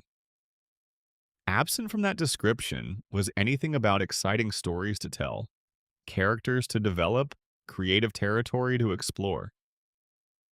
The show was continuing because it could, because the business case for its continuation remained sound, and because discontinuing it would require a positive decision that nobody was motivated to make. That is a very different energy from the 23-year-old who had pitched a 15-minute pilot to Fox bursting with ideas about a family he had invented. characters he wanted to see evolve, jokes he was excited to make. The ratings data provides the most objective measure of what happened to Family Guy's relationship with its audience over time. The first season averaged 12.8 million households. The premiere of season 4 after the revival pulled in approximately 7.9 million viewers, a strong number for a returning show. From there, the decline was slow but consistent. Season 13, which ran from 2014 to 2015, averaged approximately 5.86 million viewers, down from nearly 8 million at the revival's peak. The decline did not stop. Season 20 averaged 1.31 million viewers with a 0.45 rating in the key 18 to 49 demographic that advertisers prioritize. Season 23, which aired in 2025, averaged 723,000 viewers with a 0.19 rating in that same key demographic. Think about those numbers. The show that premiered to 22 million viewers after the Super Bowl in 1999. The show that returned to nearly 8 million viewers in 2005. That show was now being watched by fewer than 750,000 people in the live plus same-day ratings. That is a loss of more than 90% of the audience from the original premiere, and a loss of more than 90% from the revival's strongest numbers. Fox's response to these numbers was visible in the scheduling decisions that followed. Family Guy had been a cornerstone of the Sunday night animation domination block for most of its run. Sunday night was prime network real estate, and being part of that lineup was a statement about how the network valued the show's importance to its schedule. In 2019, the show was moved from its longtime 9 o'clock slot to the 9:30 position, a smaller change, but still a signal. Then, for the 2023 to 2024 broadcast season, Family Guy was removed from the Sunday animation domination block entirely and placed on Wednesday nights. This was the first time the show had aired on a weekday since 2002, back when it was in the original troubled run that preceded its first cancellation. In the television industry, being moved from Sunday night to Wednesday night is understood as a demotion, a signal that the network no longer considers a show a headliner.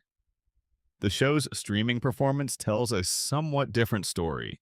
Nielsen Media Research estimated that Family Guy was watched for approximately 910 million minutes on streaming platforms during a single week in July 2024. It consistently ranks among the most watched non-sports properties on streaming, particularly on Hulu, which has had a long and lucrative relationship with the series. But this streaming performance is driven almost entirely by older episodes. The first 10 to 12 seasons that established the show's identity and that fans return to repeatedly. The later seasons do not produce the same kind of re-watching behavior. The streaming success of Family Guy is, in the most accurate sense, the legacy of the early show being accessed by audiences who found it through streaming after the fact. In April 2025, a deal was announced that would renew Family Guy through season 27, taking the show to the 2028 to 2029 television season, which would coincide with the show's 30th anniversary. Each season under the new deal would consist of 15 episodes. The announcement framed the renewal in terms of the show's brand value, its streaming performance, and its merchandise revenue. The business case for the show's continuation was described without any particular reference to creative ambition or storytelling goals. The show was being renewed because it was economically efficient and because its brand recognition gave it ongoing value across multiple revenue streams. These are legitimate reasons to keep making something. They are not the same kind of reasons that animate a creator who is excited about their work. Family Guy in 2026 is a show that exists primarily as a business asset. Its value is real and measurable. Its contributions to entertainment over its early years are also real and significant. It changed what was possible in animated comedy. It helped establish Adult Swim as a cultural institution. It generated some of the most talked about moments in television history and contributed characters and jokes and references to the culture that will outlast any individual episode. The early seasons are genuinely great, genuinely influential, genuinely worth the praise they receive. But the show that those early seasons built has, over time, been replaced by something that wears the same name and the same voices while producing something fundamentally different underneath. The gap between what Family Guy was and what Family Guy is represents one of the most fully documented cases of a specific kind of creative failure in television history. The kind that happens not all at once, but incrementally, one small decision at a time until you look up one day and realize that the thing you built has become something you would not have chosen to build. Section 11, the shock value problem. What happens when clever stops being the point? There is a meaningful distinction between dark humor and shock value, and understanding that distinction is essential to understanding what happened to Family Guy's comedy in its later years. Dark humor is, at its best, a form of intelligence. It takes something uncomfortable, something that people are not supposed to discuss or laugh about, and it finds the angle from which that subject becomes illuminating rather than simply disturbing. It uses the shock of transgression as a delivery mechanism for a punchline that would not have the same impact without the transgression. The offense is a means to an end. The end is insight, recognition, laughter at something true and difficult and usually well hidden. Shock value is the transgression without the insight. It is the offensive thing deployed in the hope that offensiveness itself will be mistaken for profundity or wit. It is the show pointing at something uncomfortable and expecting you to react to the pointing, rather than to any particular observation about what is being pointed at. The early Family Guy understood the difference between these two things clearly. The show was transgressive from its very first episode.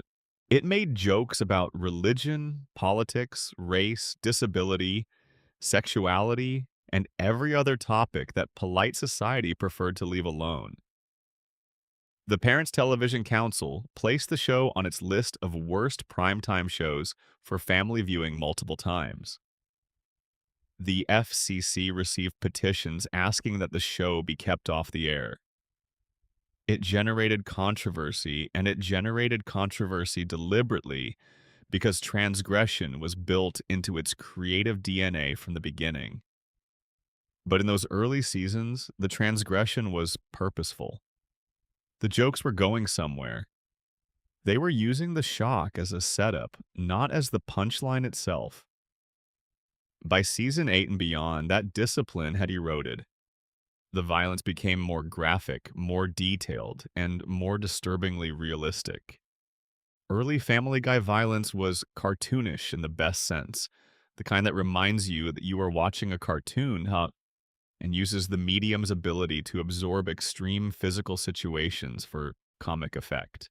Later Family Guy violence involved exposed brains, dangling eyeballs, realistic blood, and injuries of a specificity that was clearly designed to disturb rather than to amuse. Children were crushed to death in scenes framed as humor. Characters were brutally maimed for laughs. Peter Griffin was at the center of many of these scenes, both as perpetrator and victim, and the show expected the audience to find both positions equally funny. The gross-out humor followed the same trajectory. In the early seasons, bodily function jokes appeared occasionally and were deployed efficiently, quick bursts of transgression that served the scene and moved on. In the later seasons, entire extended sequences were built around nothing except physical disgust. Sequences where the joke, if there was one, was simply that the audience was made uncomfortable, and the expectation seemed to be that discomfort would produce laughter through some mechanism that was never quite explained. The political content followed the pattern most consistently because the pattern here was most visible. Family Guy has always included political commentary. It was written by people with political views, as all television is. and those views were visible in the work, as they always are. In the early seasons, the political jokes were generally bilateral in their targets. They went after both parties, both sides of cultural debates, specific politicians, and specific positions in ways that were primarily interested in being funny rather than primarily interested in being correct. A joke that was politically pointed still had to work as a joke, and the requirement that it work as a joke created a kind of discipline that kept the content from becoming simply partisan. In the later seasons, the political content became heavier and less interested in being funny. Brian became the primary vehicle for political messaging, and his messages became increasingly earnest, increasingly one-directional, and increasingly specific to particular moments in the political news cycle. Jokes that were very specifically about particular figures, particular scandals, particular cultural moments that were relevant in the week. The episode aired were dated by the time they reached syndication and almost incomprehensible by the time they had been on streaming for 5 years. Great comedy is timeless because it captures something essential about experience. Comedy that is about this specific thing happening right now in the news has an expiration date built into it by design, and Family Guy's later seasons produced vast quantities of that kind of comedy. The fourth wall problem also deserves specific attention. Breaking the fourth wall, having characters acknowledge that they are in a television show, can be a sophisticated comedic technique when it is used sparingly and thoughtfully. The early Family Guy broke the fourth wall occasionally, at specific moments chosen for maximum comic effect. The later Family Guy broke the fourth wall constantly, with characters making regular references to the show's own declining quality, to its cancellation and revival history, to its relationship with Fox, to the fact that it had been on far too long. Some of this was funny in a meta way, but the cumulative effect was of a show that was using self-awareness as a substitute for actual quality. Acknowledging that you are not as good as you used to be is not the same as doing something about it. And when the acknowledgement becomes a recurring feature of the product, rather than an occasional moment of genuine self-reflection, it starts to feel like the show is asking for credit for honesty while continuing to do the thing it is being honest about. The trajectory from clever to loud is ultimately the story of a show losing confidence in its own intelligence. The early Family Guy was confident that smart jokes would land, that writing carefully constructed around specific observations about specific things would produce laughs that were more satisfying and more durable than simple transgression. The later Family Guy was not sure of that, or had forgotten it, or had reached a point where the production pressures and the writing room dynamics made careful construction difficult and escalation easy. Making something louder is always easier than making something smarter. Shock is a shortcut to reaction, and the later Family Guy followed that shortcut with increasing frequency, producing more reaction and less comedy over time. Section 12. American Dad Did It Better, and why that matters more than almost anything else. The single most damning fact about Family Guy's decline is not the ratings numbers, not the critical consensus, not the fan complaints, not even the specific examples of character destruction and creative laziness that have been cataloged throughout this entire discussion. The single most damning fact is that another show exists, a show created by the same person, launched at the same time, structured around the same basic premise of an animated family sitcom with adult sensibility, and that show got better over time while Family Guy got worse. American Dad premiered on February 6, 2005, just 3 months before Family Guy returned from cancellation for its fourth season. It was co-created by Seth MacFarlane, Mike Barker, and Matt Weitzman. The Smith family at its center was led by Stan Smith, a patriotic CIA agent and committed conservative who lived in Langley Falls, Virginia, with his wife Francine, their daughter Haley, their son Steve, and 2 unusual housemates. Roger was an alien who had been living in the Smiths' attic since Stan brought him home from Area 51. And Klaus was a goldfish who had previously been a German man until the CIA transferred his brain into a fish's body. On paper, it looked like a weirder version of Family Guy. In practice, it became something quite different. In its earliest episodes, American Dad was fairly thin. The political humor was too dominant. Stan's extreme conservatism drove too much of the comedy, making the show feel one note in a way that Family Guy at its best never was. Critics were lukewarm. Audiences who watched it did so largely because it aired right after Family Guy and they were already sitting on the couch. Nobody was saying in 2005 or 2006 that American Dad was better than Family Guy. It was not yet. But something happened. The writers discovered who they were. Matt Weitzman, in a later interview, described the process as a deliberate choice to differentiate themselves from Family Guy. In the very early episodes, they had used a few cutaway gags and flashback sequences, the kind of thing they had inherited from the sibling show. They quickly realized, as Weitzman put it, that this approach was going to make them a carbon copy. They stopped. They decided that the stories and the characters would be their bread and butter, and they made every joke come from the narrative rather than from a digression away from it. That discipline transformed the show. The characters of American Dad developed with a consistency and a depth that Family Guy's characters increasingly lacked. Stan Smith, who began as a fairly flat political caricature, became, over time, one of the more complex protagonists in adult animated comedy.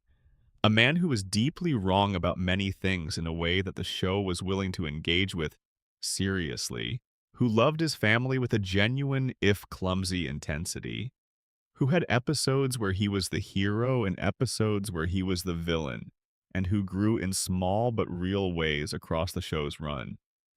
Compare this to Peter Griffin, who went from lovable fool to something closer to a force of destruction.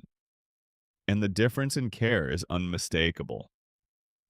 Roger the Alien is widely considered one of the most creative character concepts in the history of animated television, and the reason is the persona premise. Roger, across the show's many seasons, adopted hundreds of different disguises and identities, essentially becoming an entirely different character in each one. This gave the writers an essentially unlimited well of material. Every episode could introduce a new version of Roger, with a new name, a new backstory, a new comic persona, without ever exhausting the character itself, because the character was defined precisely by his infinite capacity for reinvention. Compare this to what happened with Stewie, who had one of the most original character concepts in animation history, and was eventually walked away from because the writers could not find new directions for him, and the contrast is striking. American Dad solved the problem of character longevity by building infinite creative potential into the character's design. Family Guy encountered the problem and chose retreat. Francine Smith maintained the balance of warmth and dysfunction that Lois Griffin lost. Haley and Steve had their conflicts and their growth arcs without either of them being reduced to a single function. Klaus the Goldfish, the show's designated punching bag, and the structural role that Meg occupied in Family Guy, was always clearly designed for that position rather than having been reassigned to it, which meant the humor around him was built in rather than constructed from cruelty. The structural difference between the two shows is perhaps most clearly visible in how they handled the consequences of their own storytelling. American Dad developed genuine continuity. Events in one episode could and did affect subsequent episodes. Characters made references to their shared history in ways that rewarded regular viewers. The show committed to its own story choices in ways that gave those choices meaning. When something happened on American Dad, it felt like it had happened in the world of the show and would continue to be true in that world going forward. Family Guy, by contrast, became increasingly committed to the reset button. The twists and revelations and dramatic events that the show produced were regularly undone by the following episode: Brian's death. The simulation twist in the Stewie kills Lois two-parter. The various character growth moments that were reversed the following week. The show trained its audience to understand that nothing that happened would matter, which meant that nothing that happened would be felt.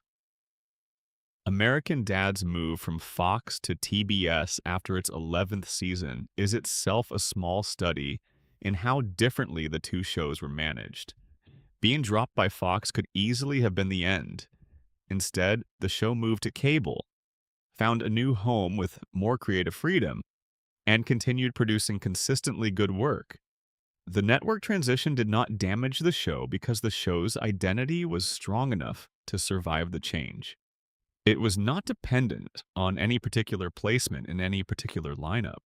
It knew what it was, and it kept being that thing.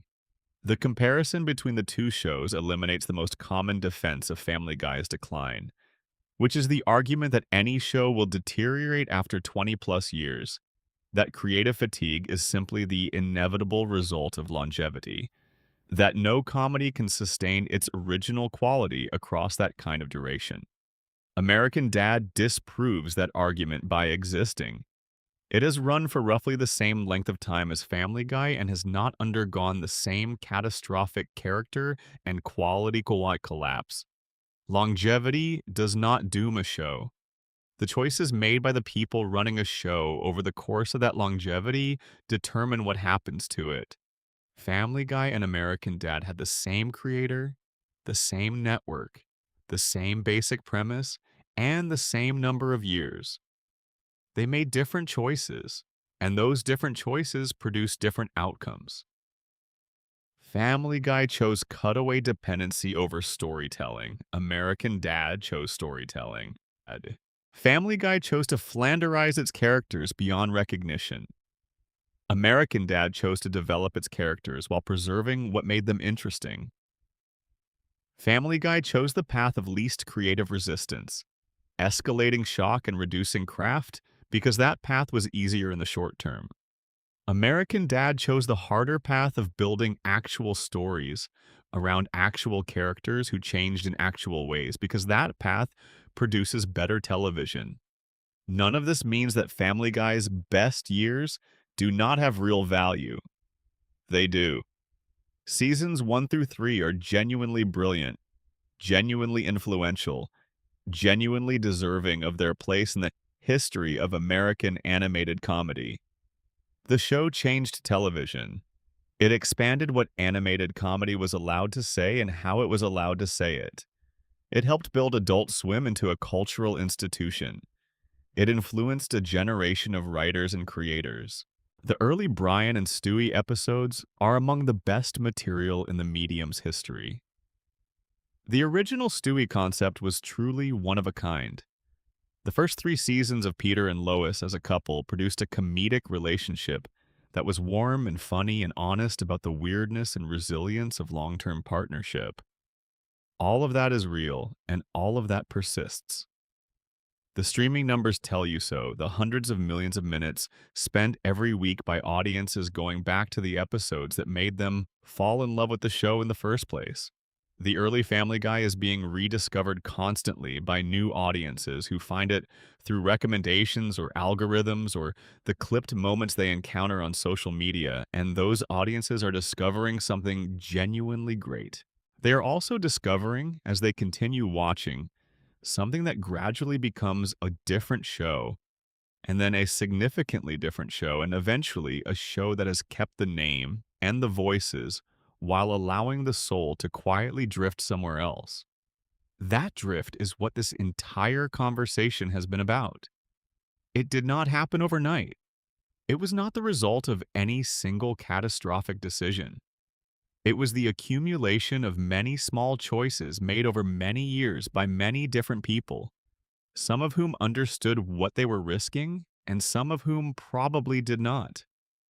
The Flanderization of Peter, the corruption of Brian, the retirement of the original Stewie, the sustained abuse of Meg, the cutaways becoming a crutch, the wit being replaced by volume, the creator stepping back, the numbers falling, the machine keep running.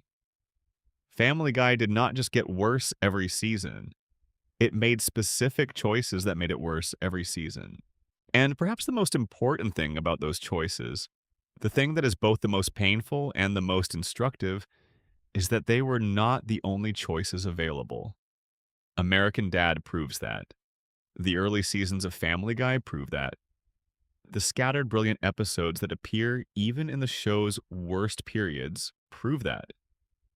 The writers who made those brilliant episodes knew what the show was capable of at its best. They had seen it. Some of them had helped build it.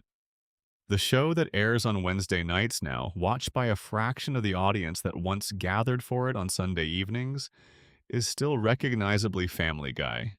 The voices are the same. The characters look the same. The setting is the same. But what made those characters worth following? What made the show worth making in the first place? The specific warmth and wit and care that Seth MacFarlane poured into 15 minutes of footage that he drew himself with a budget of $50,000 and then carried all the way to a Sunday night premiere after the most watched sporting event in America, that thing is harder to find now. It is still there in moments, in individual episodes that break through and remind you what the show once was. But it is no longer the default, and it has not been the default for a very long time. So there it is. The whole story, the beginning and the peak and the slow, specific, documentable unraveling of one of the most beloved animated comedies in television history. We went through it all together, quietly, in the dark, the way these things deserve to be understood. Not with outrage, but with something more like sadness and recognition. Because understanding why something that was great became something less than great is not just an academic exercise. It is a way of honoring what it was before it changed. And the early Family Guy, the show that Seth MacFarlane built from 2 short films and $50,000, and a genuine love for these characters, that show genuinely deserved honoring. If you have made it all the way here to the end of a very long night and a very long conversation, thank you. It means something that you stayed for all of it. If this kind of deep, slow, atmospheric storytelling is something that helps you rest or helps you think, please subscribe to the channel. It is completely free and it helps more than you might realize, allowing us to keep making content for this community that we are genuinely grateful for. Leave a comment below telling me what part of Family Guy's history hit you hardest, or what your favorite memory of the early show is. I read every single one. And until next time, wherever you are, sleep well. End of script, total word count. Target, 30,000 plus words. Script prepared for Uncle Guy Lore, https://www.youtube.com/@UncleGuyLore. Topic: Fall asleep to the exact moment. Family Guy became a different show expanded.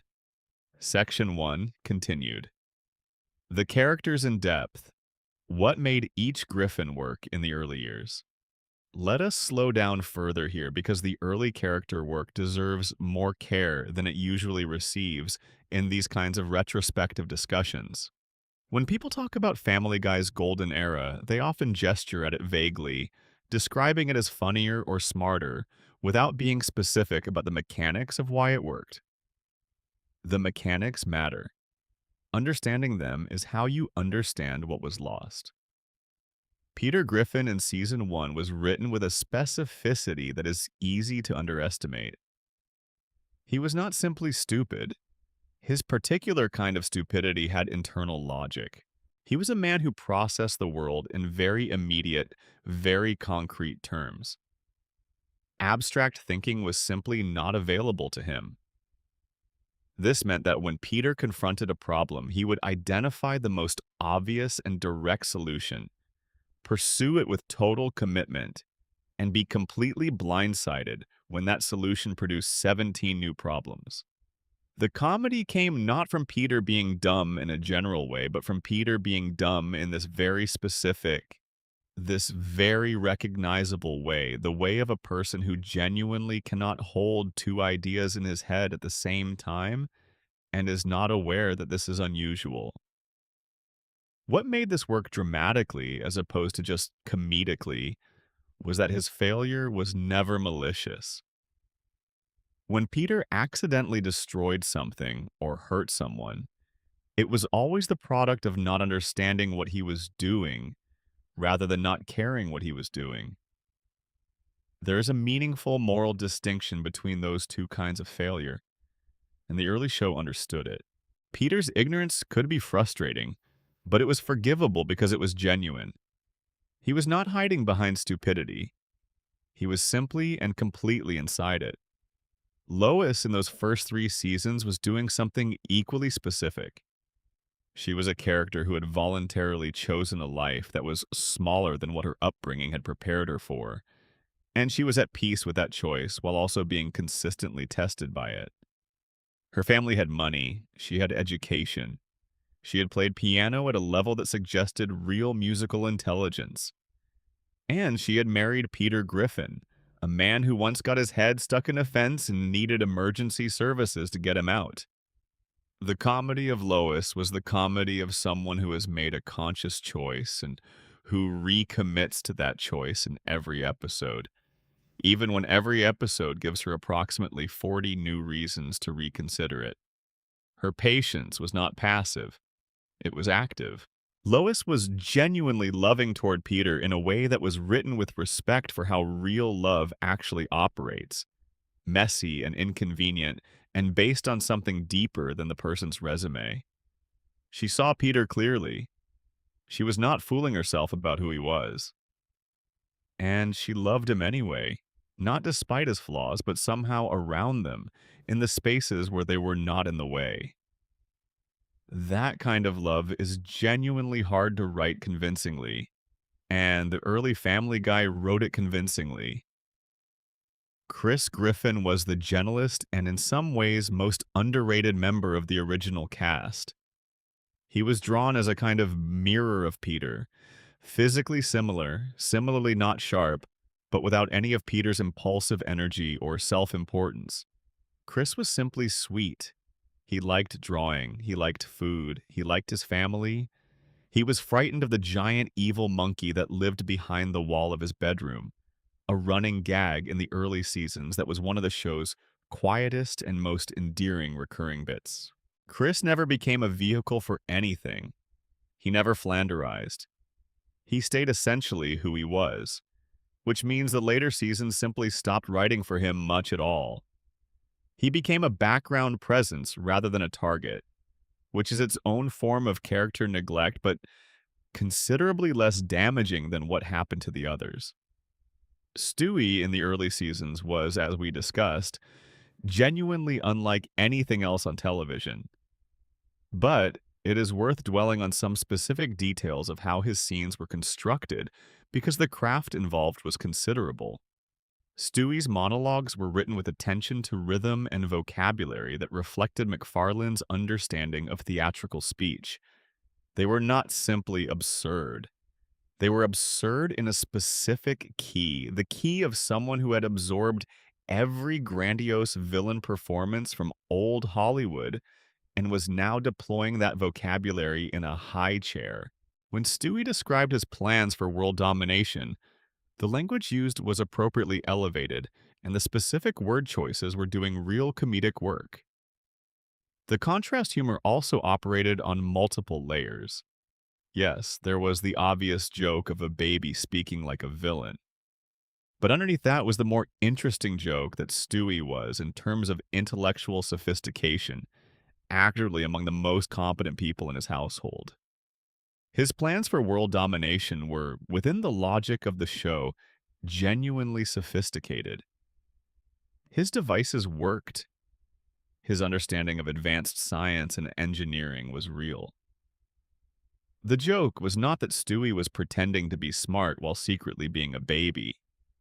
The joke was that he actually was smart, perhaps the smartest person in the building, and nobody could tell because all they saw was a baby.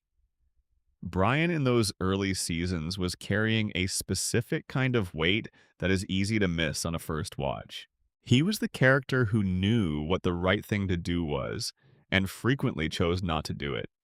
Not out of malice, but out of a complicated mixture of fear, insecurity, and the particular kind of self sabotage that afflicts people who can see their own flaws clearly enough to describe them, but not clearly enough to change them. His drinking was not played as a punchline, it was played as a symptom. His failed novel was not played as a joke about his pretensions. It was played as evidence of a gap between who he wanted to be and who he actually managed to be on any given day. These are the kinds of character details that require real craft and real care to execute, and the early show had both. Expanded Section 2 continued. The specific episodes that define the Golden Era. Certain episodes from the first 3 seasons function as reference points for everything the show was capable of at its peak. Examining them specifically is worthwhile because it makes the decline concrete rather than abstract. The season 1 episode I Never Met the Dead Man is considered by many critics to be among the strongest of the entire first season. In it, Peter accidentally causes a traffic accident that destroys the town's cable infrastructure, leaving everyone in the fictional Rhode Island setting without television. The episode uses this premise to explore Peter's relationship with television as a kind of emotional crutch, and it does so while also advancing the family's relationships in ways that feel earned rather than imposed. The cutaways in this episode are sharp and brief, and specifically calibrated to the emotional beats of the story. The episode's conclusion, in which Peter reconnects with his family after being forced off the couch, is warm without being saccharine. The season 2 episode Brian in Love is an episode that does something technically difficult in animation, which is to make you feel something real about a character's internal life. Brian realizes he is in love with Lois, a realization that he processes through a series of increasingly uncomfortable social situations before finally confronting it in therapy. The episode trusts the audience to care about Brian's emotional experience without amplifying it into melodrama or undercutting it with too many jokes. It is measured and genuine in a way that the later show lost the ability to be. And then there's the season 3 episode Road to Rhode Island, which introduced the road to format that would become one of the show's most reliable and beloved narrative modes. Brian and Stewie travel across the country together, encountering mishaps and having conversations that reveal something real about both of them.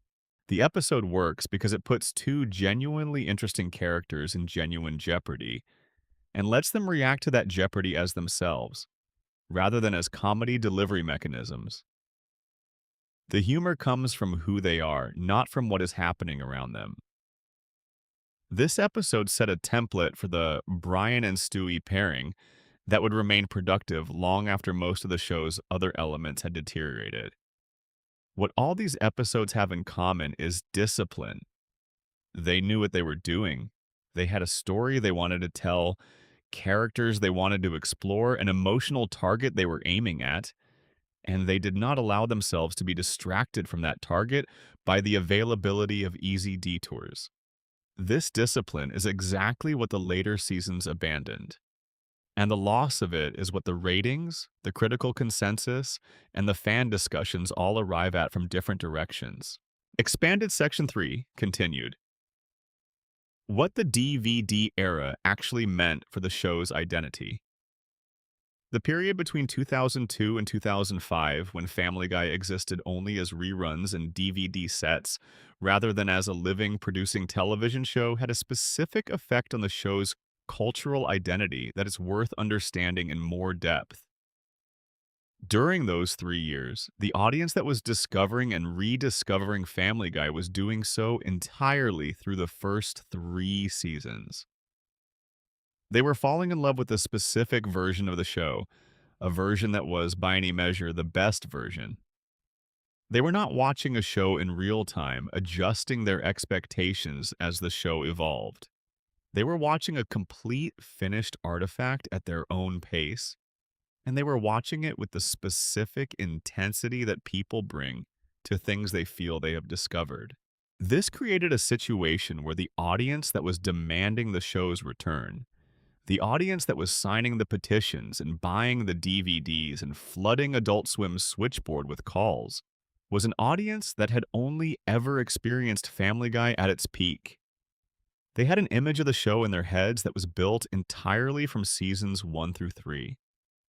When the show came back in 2005, that audience expected to get more of what they had spent 3 years rewatching and loving. What they actually got was something that was close to that, but also subtly different.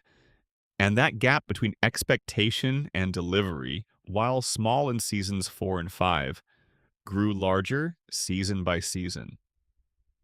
The DVD era also had the curious effect of making certain episodes canonical in a way that first-run episodes rarely are. Because people were watching the early seasons repeatedly, in full, at their own pace, certain moments became deeply embedded in the cultural conversation around the show. References, callbacks, running gags from the first 3 seasons took on a weight they might not have had if people had simply watched them once and moved on. When the revival started and those same callbacks reappeared, they landed with an emotional charge derived entirely from the depth of familiarity the audience had built during those 3 years. In other words, the show's revival benefited enormously from the audience's relationship to its past self, which is a kind of borrowed credit that was always finite and could not be extended indefinitely. Expanded Section 4 continued. The writing room and the staffing problem. The history of the Family Guy writing room between the cancellation and the revival, and then across the post-revival seasons, is a story about how difficult it is to replicate a specific creative culture after it has been disrupted. When a television show is in production, its writing room develops a culture. Writers learn each other's sensibilities. They develop shorthand. They understand which ideas will land and which will not before those ideas reach the page, because they have been in the room together long enough to have built a shared understanding of what they are doing and why. This culture is invisible in the finished product, in the same way that the acoustics of a room are invisible in a recording. But it is just as consequential. The writing room culture is what allows a show to maintain tonal consistency across 22 episodes in a season when episodes are being written simultaneously by different people. Family Guy's writing room culture was shattered twice before the revival. The first cancellation at the end of season 2 scattered the writers.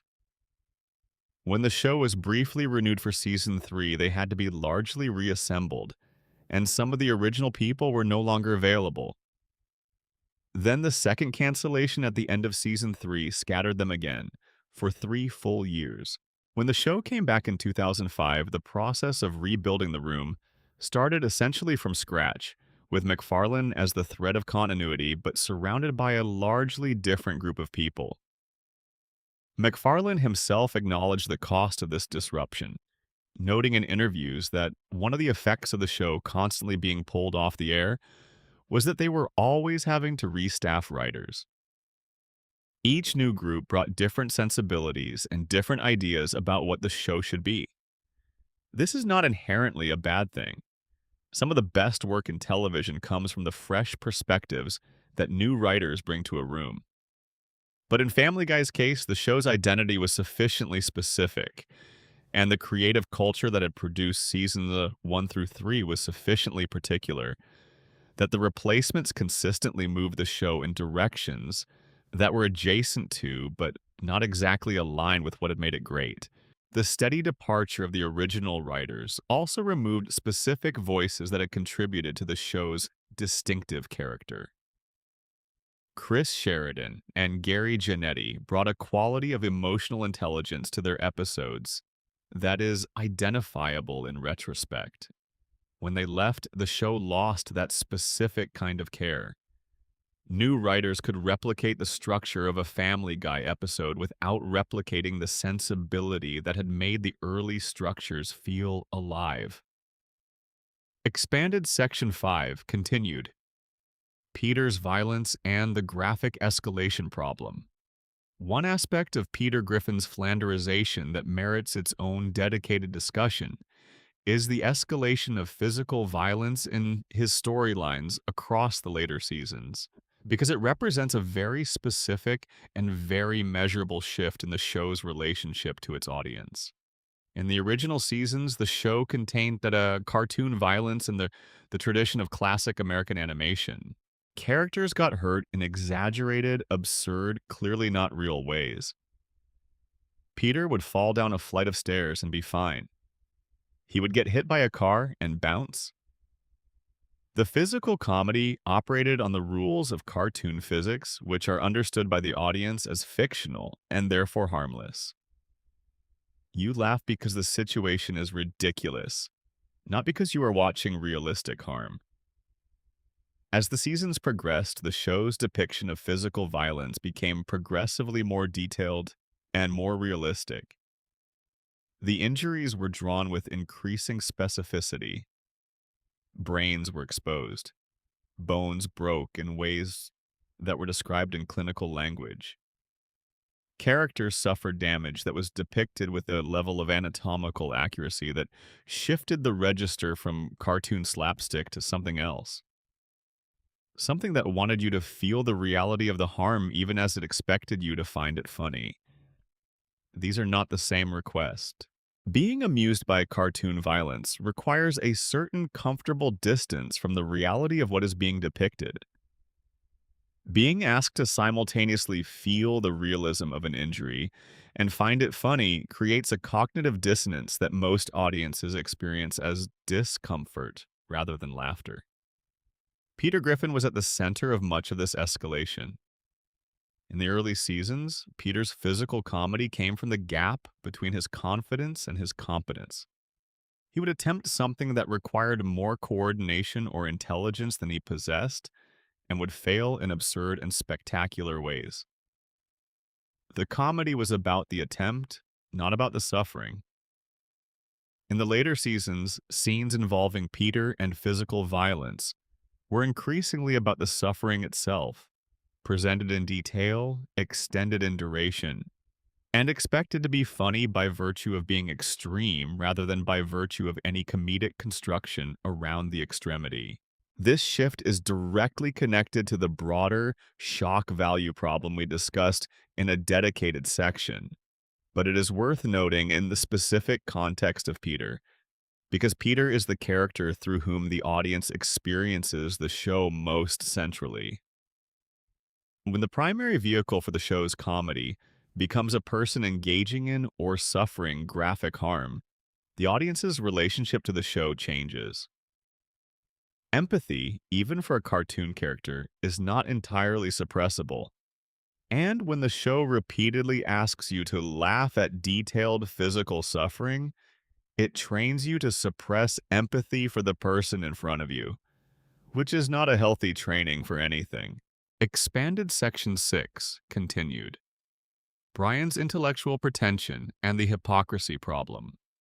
The specific way in which Brian's intelligence was hollowed out in the later seasons deserves more careful examination than it sometimes receives, because the hollowing was accomplished not by making Brian obviously stupid, but by creating a character whose every claim to intelligence was systematically undermined by his actual behavior.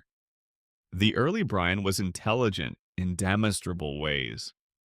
He could reference books and films and ideas with genuine fluency in contexts where the references illuminated something about the conversation rather than simply existing as signals of sophistication. When Brian recommended a book to Peter, the recommendation made sense in terms of what the book was actually about and what it might genuinely offer to someone in Peter's situation. When Brian expressed a political opinion, the opinion was grounded in reasoning rather than just assertion. The later Brian referenced his own sophistication constantly, but the references were increasingly disconnected from any actual engagement with the material they cited. He talked about writing without writing. He talked about literature without demonstrating any real relationship to it. He talked about being morally evolved without behaving in morally evolved ways. He became the performance of intelligence without the substance that would make the performance authentic. This is a specific and real phenomenon in human social life. We all know people who have developed the vocabulary of a particular kind of sophistication without developing the practice that gives that vocabulary meaning. And in real life, this kind of person is one of the most recognizable and most exhausting archetypes in social existence. They talk about books they have not read, drop names they cannot contextualize, claim experience they have not had. Their sophistication is entirely surface, entirely performed, entirely aimed at the maintenance of an image rather than at genuine engagement with ideas or with other people. What made this transformation of Brian so damaging to the show was that Brian had been the character through whom the audience measured the intelligence of the whole enterprise. His existence as the smartest, most perceptive person in the Griffin household had been what gave the show's social and cultural observations their credibility. If Brian said something was funny or stupid or interesting, it carried a weight derived from the credibility the early show had built for his perspective. When Brian became a fraud, that credibility evaporated retroactively. The observations he continued to make had the same structure as the earlier ones, but none of the authority, because the person making them had been revealed to be performing rather than perceiving. Expanded Section 7 continued. The Road to Episodes.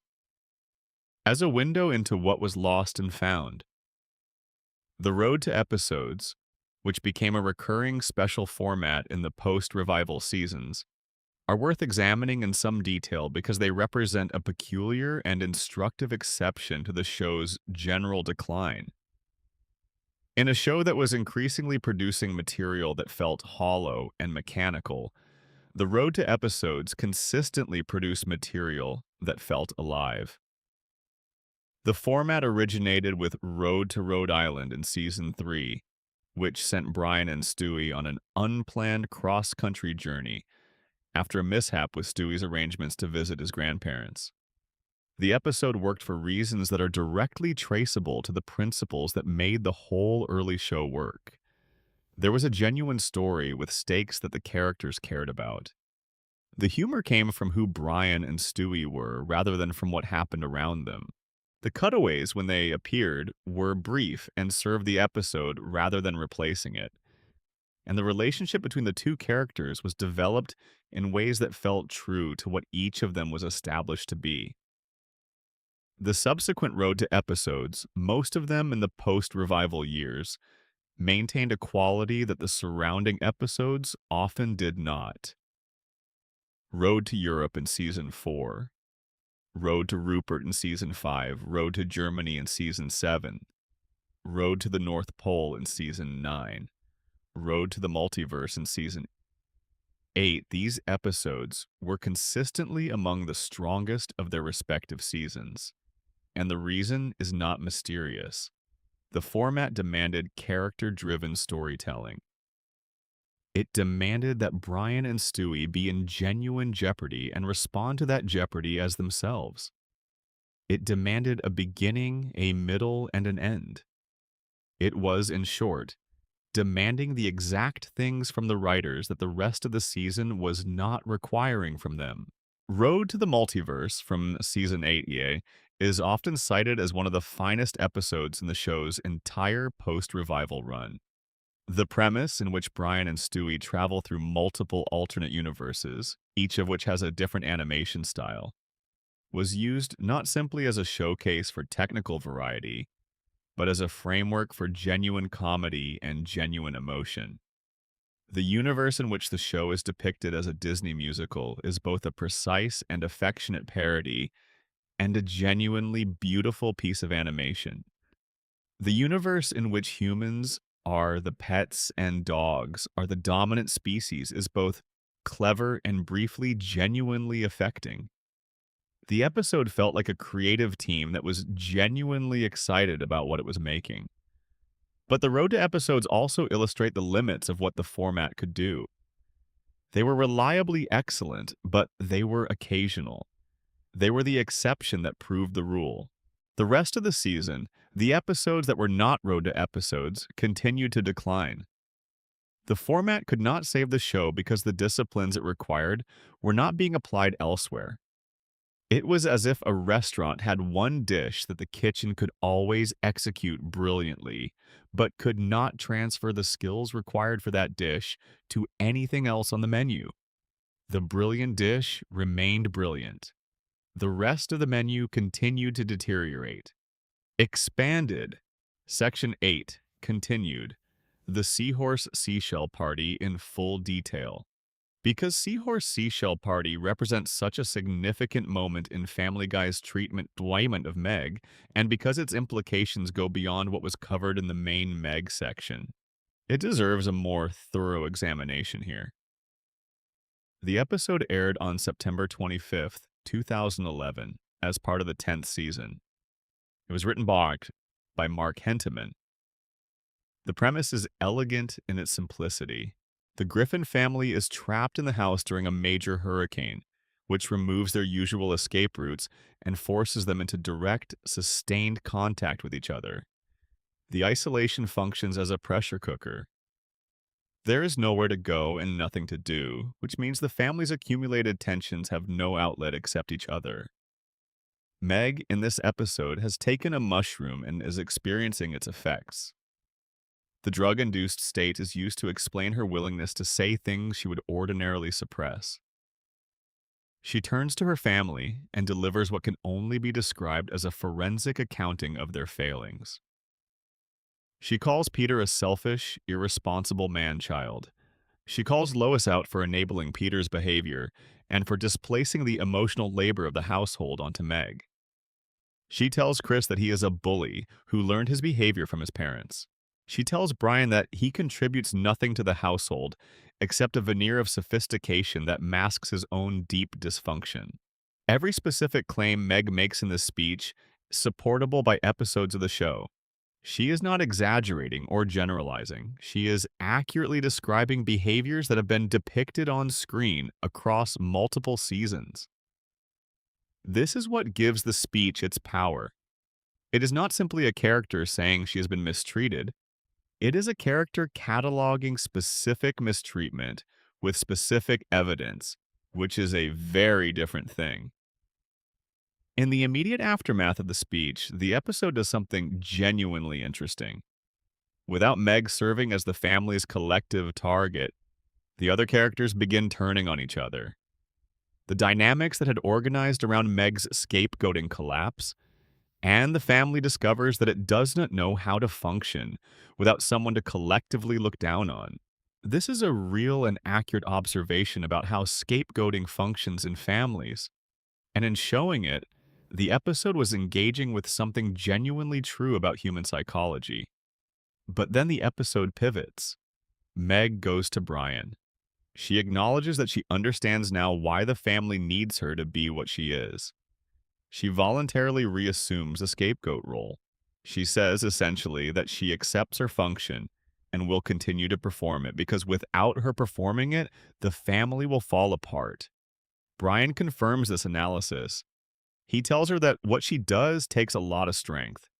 The reframing of Meg's abuse as her contribution, as a form of strength she exercises on behalf of the family, is the episode's most deeply troubling element. It transforms victimhood into a kind of heroism. It tells the audience that Meg's suffering is not an injustice to be corrected, but a sacrifice that she makes for people who cannot help themselves. This is an ideology of victimization, a framework that tells people subjected to mistreatment that their mistreatment is necessary and that their acceptance of it is noble. The episode has defenders, and their defenses are worth acknowledging. The argument that the show is being darkly honest about family dysfunction, that it is exposing the scapegoating mechanism rather than endorsing it, is at least internally coherent. You could read the episode as a critique of the family's behavior dressed as an accommodation to it. The problem with that reading is that the show does not then change the family's behavior in subsequent episodes. If the episode were a critique, you would expect some consequence, some adjustment, some acknowledgement that the critique had been heard and had some effect. Instead, the following episode returned to the status quo as if Seahorse Seashell Party had not happened, which implies the episode was not a critique, but simply a reset. Expanded Section 9 continued. The Conway-Twitty problem and the philosophy of time filling. The Conway-Twitty gag, which we addressed in the main cutaway section, deserves additional examination because it illuminates something specific about the later show's relationship to its audience. Conway-Twitty was a country singer who died in 1993. He recorded a large catalog of country and pop songs across his career, many of them substantial hits. He had nothing whatsoever to do with Family Guy or its world or its characters. The gag consisted of the show cutting away from its story to show a full performance of a Conway-Twitty song, without any joke framing around it for an extended period of time before cutting back to the story as if nothing had happened. The first time this bit appeared, its unexpectedness was its entire comedy. Family Guy had always been a show that used cutaways to go somewhere unexpected. The Conway-Twitty cutaway was unexpected in the same structure as the other cutaways, but in a way that was more purely random. There was no connection between the setup phrase and the content of the cutaway at all. The randomness was total, and total randomness encountered for the first time can be genuinely funny because the brain is surprised by the depth of the disconnect. But the gag appeared not once but multiple times, across multiple seasons.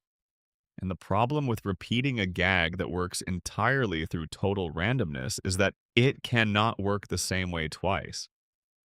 The second time you see Conway-Twitty appear in a Family Guy episode, the surprise is gone.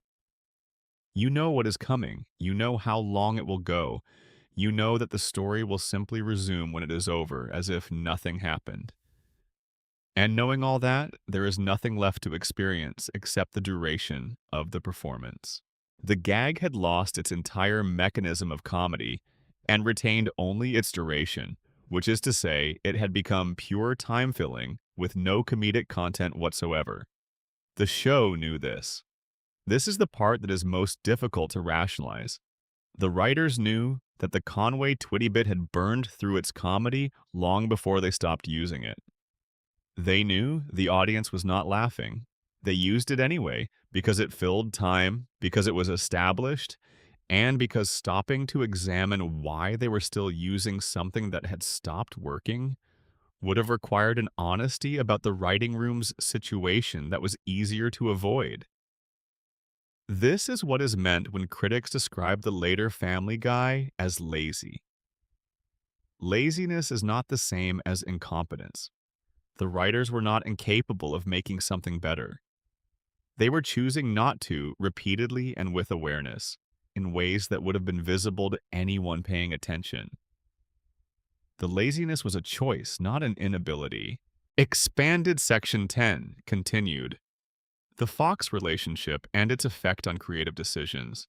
The relationship between Seth MacFarlane and Fox is worth examining in more depth because it had a direct effect on the creative direction of Family Guy in ways that are not always fully appreciated. Fox is a broadcast network that has always had a complex and sometimes contradictory identity. It launched in the late 1980s as a disruptor, deliberately courting younger audiences with edgier content than the three established networks were willing to provide.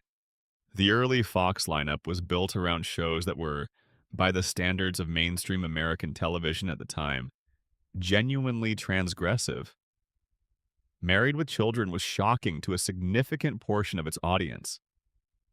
The Simpsons changed what animation could do and say on American broadcast television. Fox was, in its founding mythology, the network that did not play by the rules. But Fox was also a business, and as it matured and its ratings grew and its advertiser base became more important, the transgressive identity became more complicated to maintain. The network that had once positioned itself as the anti-establishment option in American broadcasting was now one of the major players in the establishment, with all the institutional conservatism that implied. This created a tension with the creators of its most irreverent content, including McFarlane. McFarlane's political views and Fox's institutional associations were, at minimum, uncomfortable cohabitants.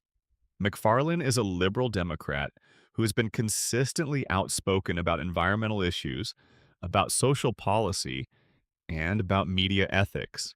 Fox, as a network, was owned by a company that also owned Fox News.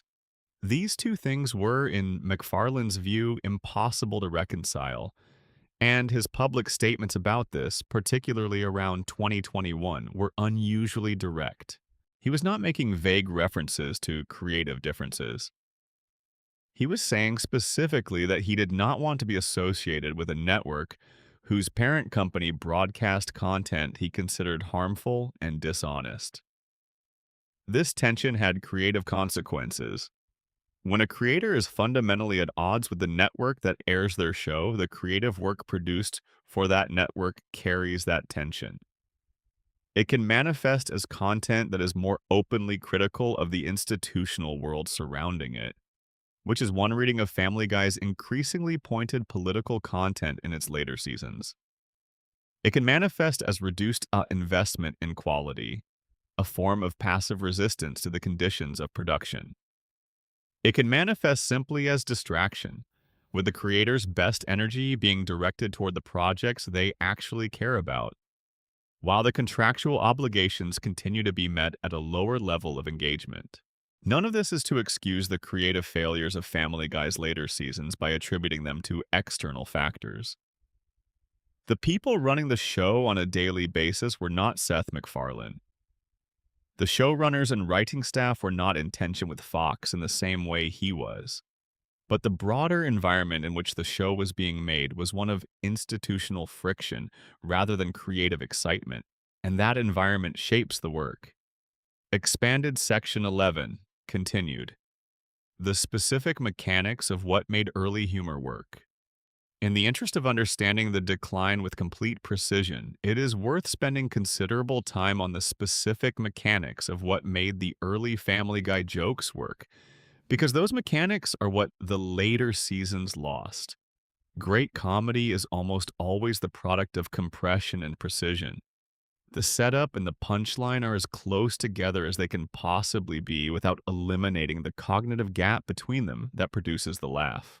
The laugh is generated in the space between expectation and surprise, in the millisecond when the brain processes that something has gone in a direction it did not anticipate. Too much distance between setup and punchline, and the surprise is diluted. Too little, and there is no surprise at all.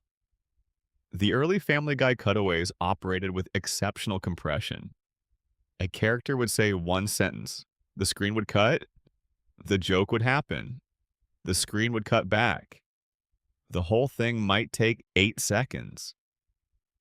This compression was disciplined and deliberate, and it is one of the reasons those early cutaways feel so sharp and punchy in comparison to what came later. There was no padding. There was no build-up. There was no anticipation of the joke before the joke happened. The joke was simply there, and then it was over, and the show moved on. The later cutaways began to add anticipation. The camera would linger before the joke started. The setup would be extended. The gag would be introduced gradually rather than suddenly. And each of these additions reduced the compression and therefore reduced the comic impact. A joke that arrives unexpectedly is funnier than a joke that arrives after you have been told it is coming. This is one of the oldest principles in comedy, and the later Family Guy forgot it. The dialogue in the early seasons also operated with a specific kind of compression. Characters spoke in ways that were dense with implication. A line of dialogue might contain three layers: the surface meaning, the subtext about the character saying it, and a reference to something outside the immediate conversation, all in 10 words. This density rewarded attention. If you were paying close attention, the jokes were richer than they appeared on first hearing. If you were not paying close attention, the surface humor was still there. But the density was what gave the early show a quality that sustained rewatching, a sense that there was always more to find. The later dialogue tended toward the explicit. The jokes explained themselves. The subtext was stated rather than implied. Characters said directly what they were thinking and feeling, rather than allowing the audience to infer it. This is the opposite of compression. It is expansion. And expansion in comedy is almost always a sign of diminishing confidence in the material. When you are confident that a joke works, you do not feel the need to explain it. When you are uncertain, you start explaining, and the explanation undermines the joke it was meant to support. Expanded Section 12 continued. American Dad's specific triumphs and what they tell us. Having established that American Dad represents the clearest evidence that Family Guy's decline was a matter of choice rather than inevitability, it is worth examining some of American Dad's specific creative triumphs in more detail, because the specifics reveal exactly what kind of choices make the difference. The episode The Vacation Goo from American Dad's third season is often cited as the episode in which the show fully found its voice. In it, the Smith family discovers that Stan has been taking them on fake vacations, constructed entirely in a virtual reality simulation, for their entire lives. The real vacation Stan planned always ended in disaster, so he substituted the simulations without telling anyone. The premise is absurd, in the way that American Dad's best premises are absurd, rooted in something recognizable about human behavior. The impulse to manage other people's experiences for them, while being taken to a conclusion that is only possible in the world of this specific show. The episode is also notable for what it does with its characters. Francine's reaction to the discovery is not simply anger or betrayal. It is complicated. She has a real and difficult emotional relationship with the truth Stan has been concealing. Stan's motivation for concealing it, while controlling and wrong, comes from a place of genuine love and genuine insecurity that the episode does not simplify or dismiss. The comedy of the episode works because the characters are real enough that their choices feel like choices, not like the mechanical execution of predetermined plot functions. This is what Family Guy lost most completely in its later seasons. Characters making choices that feel like choices. Choices that arise from who these specific people are, that make sense in terms of their established histories and values and fears and desires. When characters stop making choices that feel like choices and start simply executing whatever the plot requires of them, the show loses the quality of seeming to depict real people and starts seeming to depict puppets. Puppets can be funny. They cannot be moving. And comedy without any emotional tether is comedy that runs out of range very quickly. American Dad's Stan Smith, across its many seasons, made choices that felt like choices. He was wrong often. He was stubborn frequently. He was occasionally genuinely terrible, but he was also occasionally genuinely heroic. And the switch between those modes felt organic because the writers had been consistent about who Stan fundamentally was, which meant you could understand, even when you disagreed with his decisions, why someone who is Stan Smith would make those particular decisions in those particular circumstances. The episodes of American Dad that are specifically about failure, about Stan doing something that causes harm, and then having to reckon with that harm are among the show's best, because the reckoning feels earned. Stan does not simply learn a lesson and move on. He learns a lesson, resists learning it, partially learns it, fails to apply it, and then either manages to apply it imperfectly or fails entirely and has to live with the consequences.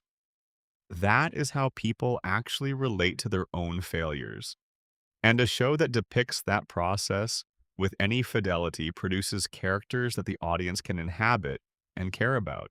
Expanded final section: what remains, what was lost, and the question of legacy.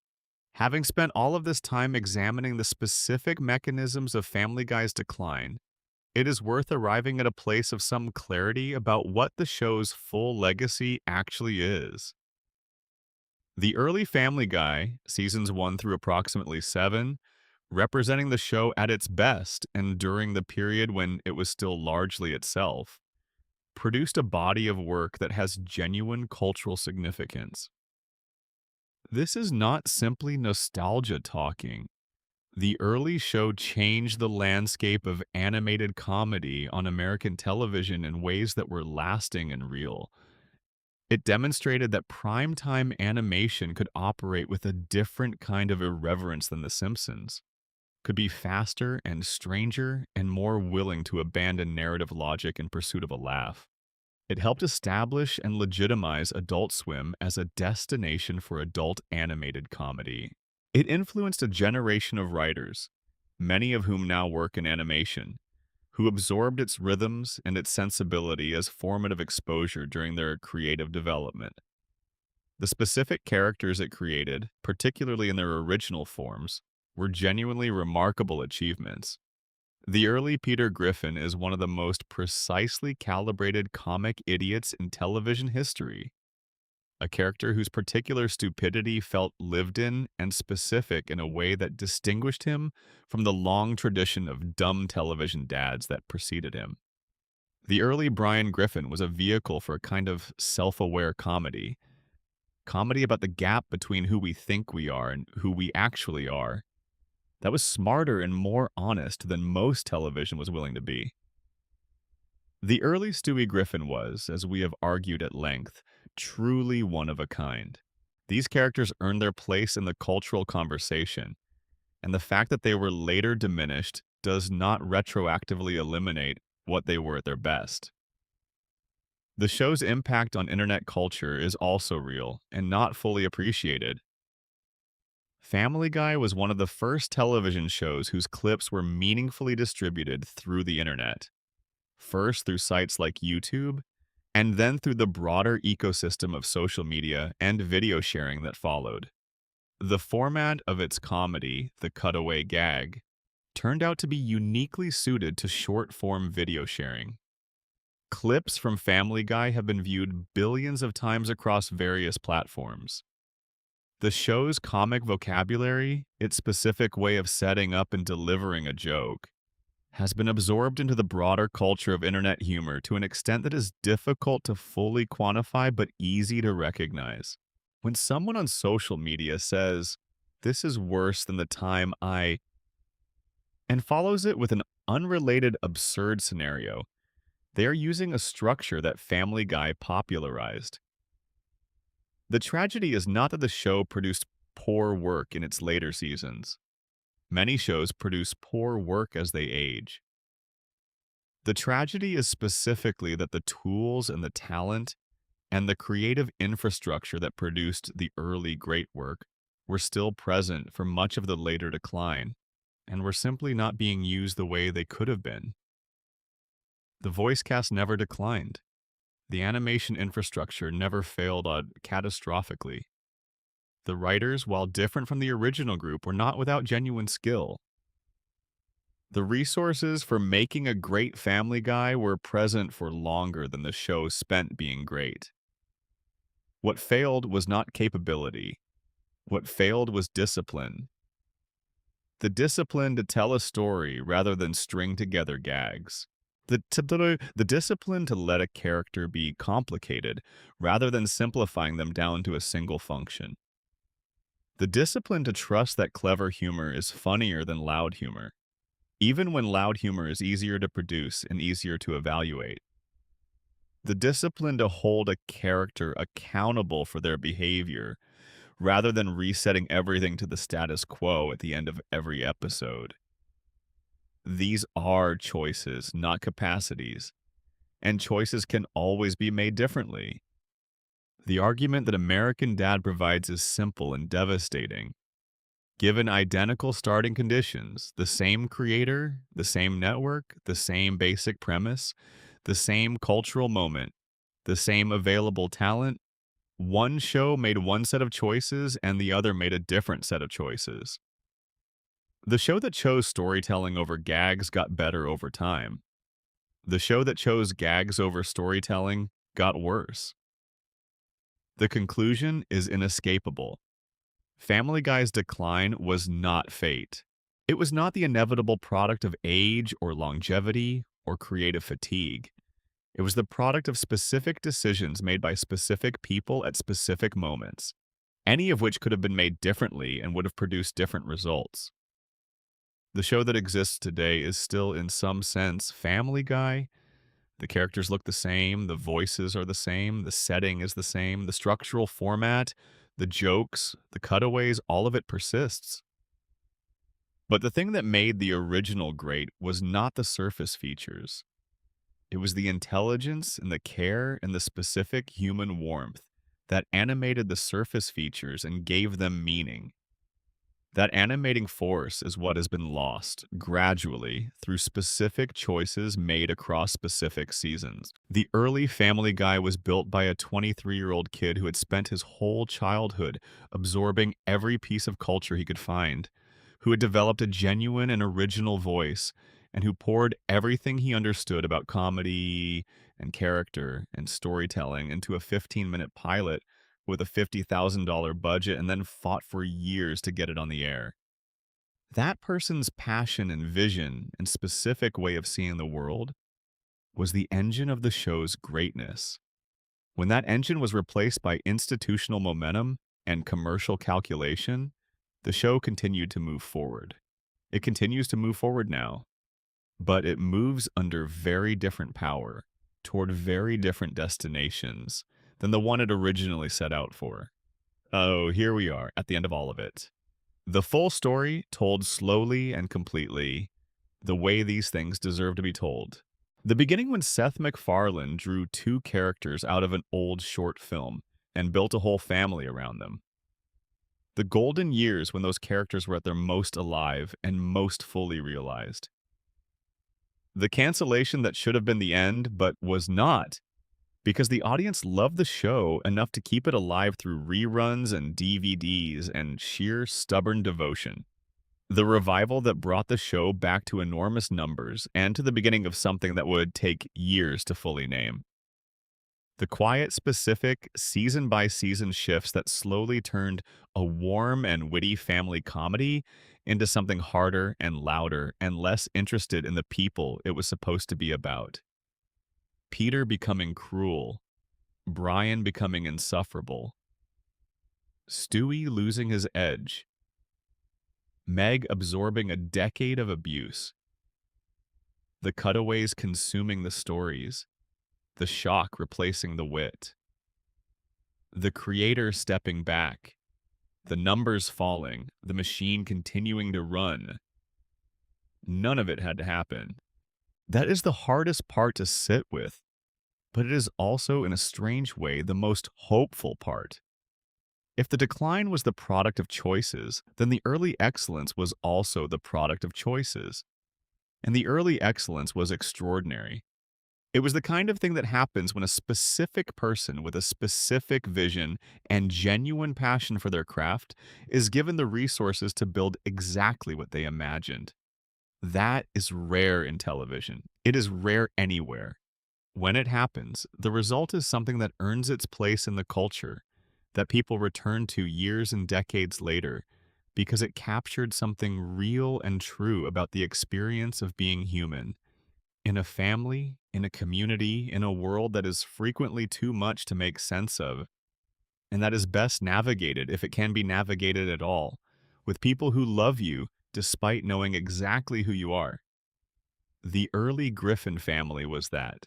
Dysfunctional, chaotic, frequently embarrassing, occasionally catastrophic, and genuinely, beneath all of it, a family. They loved each other with the kind of love that does not require the person you love to be worth loving. They just loved them. And watching that for those first 3 or 4 seasons was something genuinely worth waking up early on a Sunday for. If this conversation helped you rest tonight, or helped you think, or helped you remember something you loved about a show that once meant something to you, then it was worth having. Leave a comment below.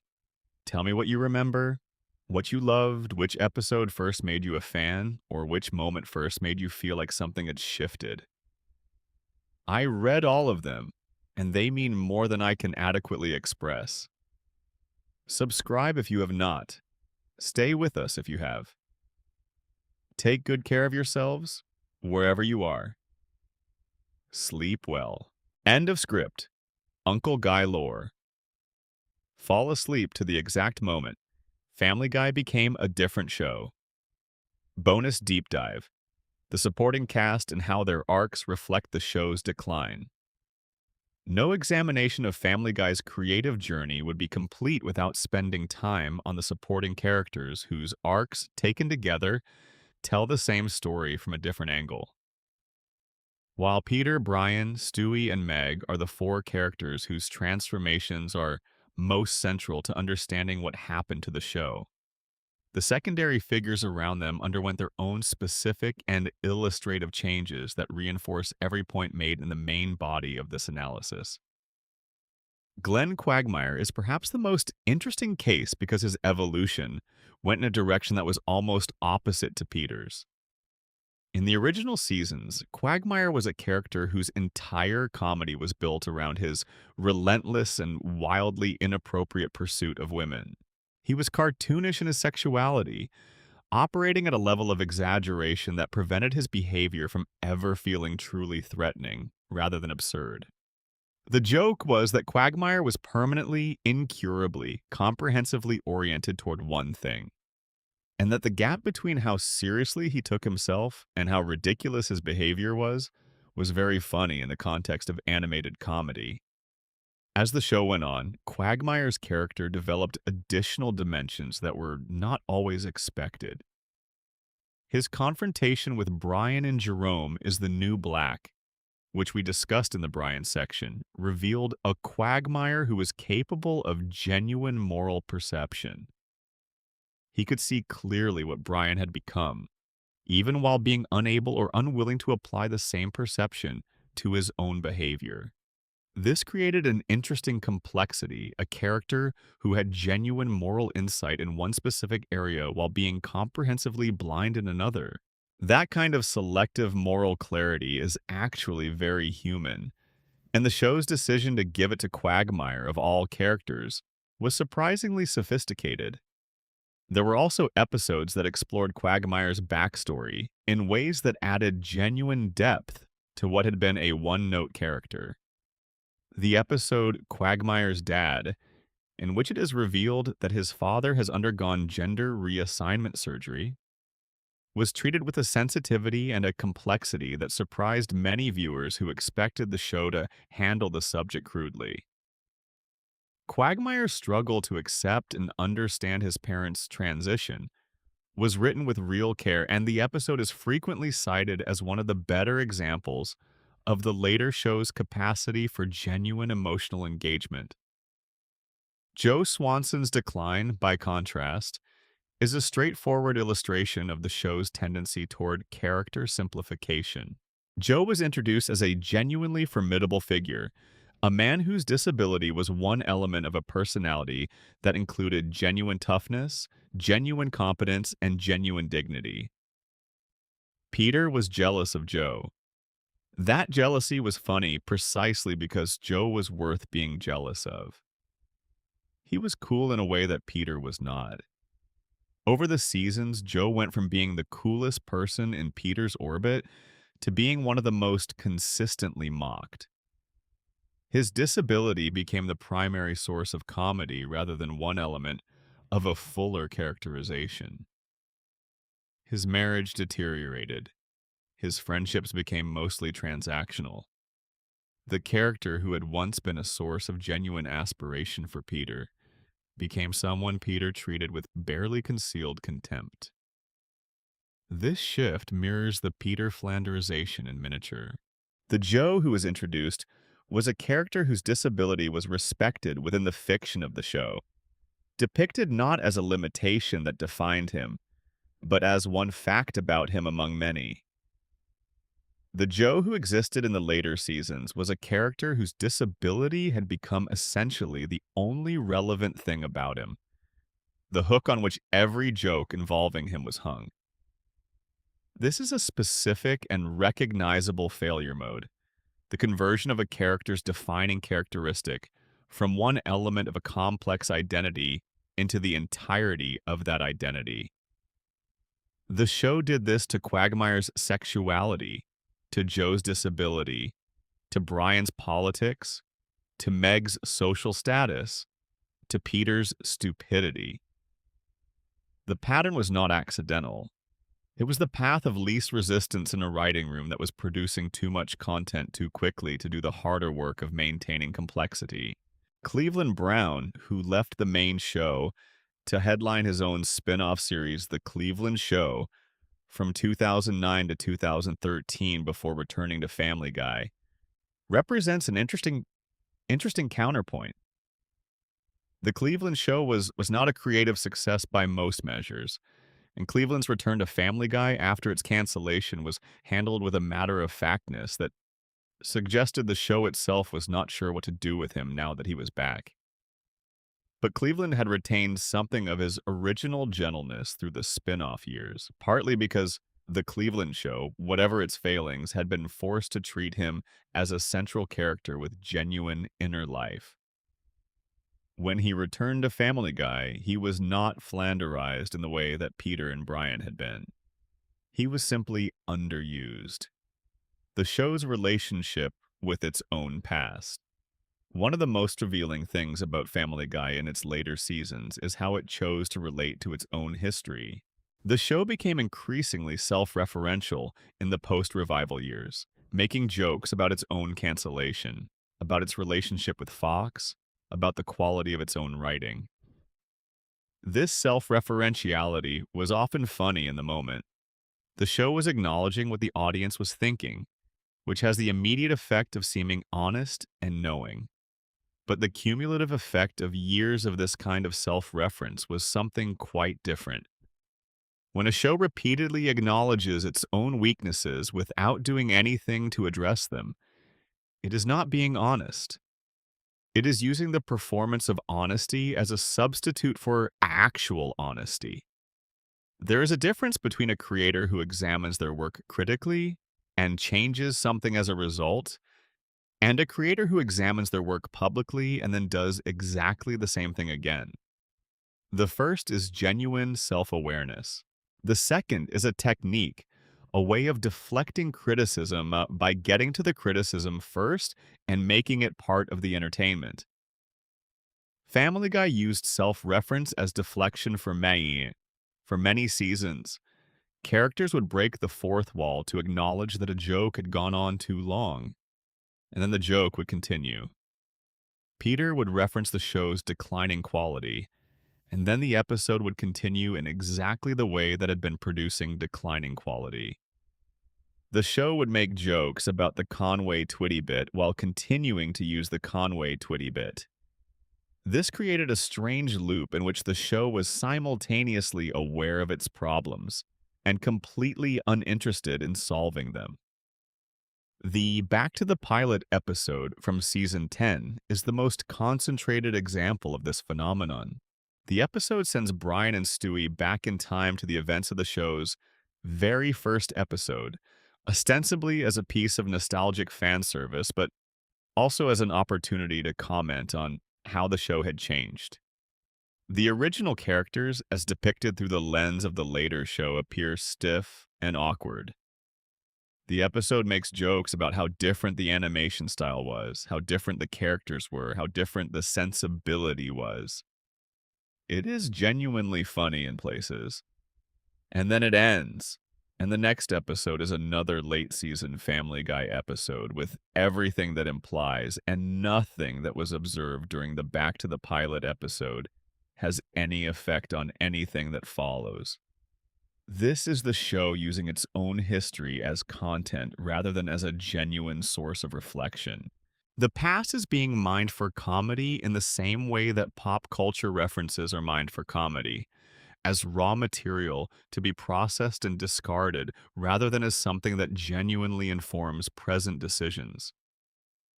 The result is a show that knows exactly what it was, knows exactly what it has become, and has decided that the gap between those two things is best treated as a joke. The audience that stayed and the audience that left. Understanding the full picture of Family Guy's decline requires understanding something about the specific audiences that stayed with the show and the ones that eventually left it. The audience that left mostly was the audience that had been there from the beginning. The people who had discovered the show in its original run, or who had fallen in love with it during the Adult Swim rerun era and the DVD years, were people who had formed a relationship with a specific version of the show. As that version was gradually replaced by something different, their investment in the show changed. Some continued watching out of habit and found themselves increasingly dissatisfied. Some stopped watching. Some became the loudest critical voices about the decline precisely because their love for the original made the contrast with the later version so painful. The audience that stayed and the new audience that kept being recruited was a different kind of audience in some ways. The later Family Guy, with its emphasis on standalone cutaway gags that could be enjoyed without context, was extremely well suited to the clip culture of YouTube and social media. Someone who had never seen an episode of Family Guy could encounter a 30-second clip from season 15 and find it funny, because the clip did not require any knowledge of the characters or the story. It was a self-contained joke that worked on its own terms. This audience, the clip audience, was enormous and was growing throughout the period when the traditional broadcast audience was declining. This created a situation where the show was simultaneously losing its core audience and building a parallel audience that experienced it in a completely different way. The core audience wanted character development, emotional continuity, and the warmth of the original. The clip audience wanted standalone funny moments that could be shared and enjoyed without investment. These are not incompatible desires in principle. A show can serve both. The early Family Guy did. But as the show tilted increasingly towards serving the clip audience at the expense of the core audience, it lost the element that had made it great while retaining the element that made it viral. And viral without great is a very different thing than great that also happens to be viral. The streaming data tells a complicated version of the story. Family Guy's streaming numbers are genuinely massive, as we discussed in the rating section. But the episodes that generate those streaming numbers are overwhelmingly from the first 12 or 13 seasons. People returning to the early show on Hulu are seeking something they loved. They are not seeking the current show. The current show's streaming numbers are a fraction of the legacy season's numbers. The audience is choosing, in enormous numbers, to experience the show through its past self rather than its present self.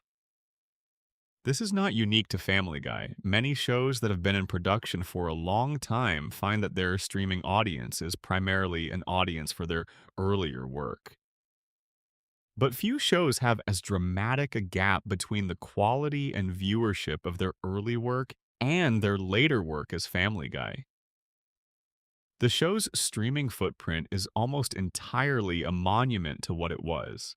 The new episodes it continues to produce are, in the public consciousness, increasingly footnotes to that monument rather than additions to it. The 30-year question. As of the writing of this script, Family Guy has been renewed through its 27th season, which will take it to the 2028 to 2029 television season. This will be the show's 30th anniversary. The announcement was framed as a celebration, a mega deal that honored the show's longevity and its continued value as a brand. It was presented as good news, and in business terms, it is good news. The show will continue. The brand will persist. The revenue streams will keep flowing.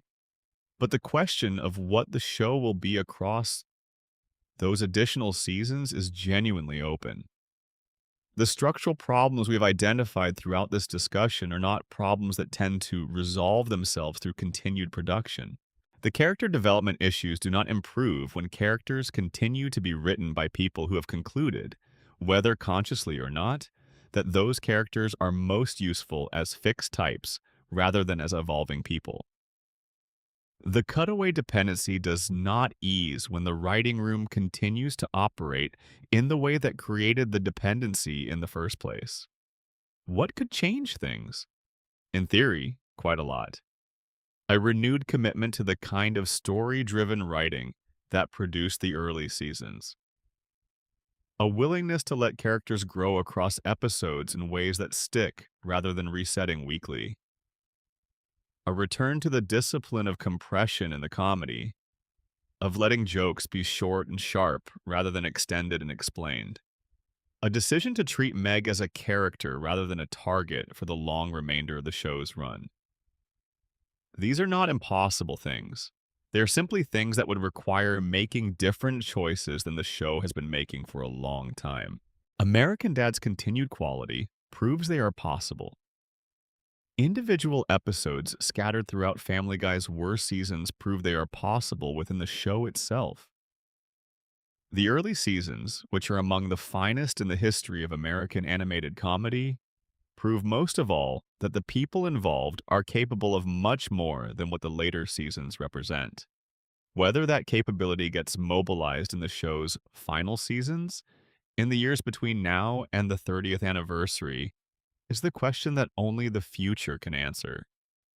It would be a remarkable thing, genuinely remarkable, if a show that had been in decline for 15 years turned itself around in the home stretch. It has happened before in television. It is the kind of ending that fans who still love what the early show was would love to see. But the history we have covered tonight does not make it likely.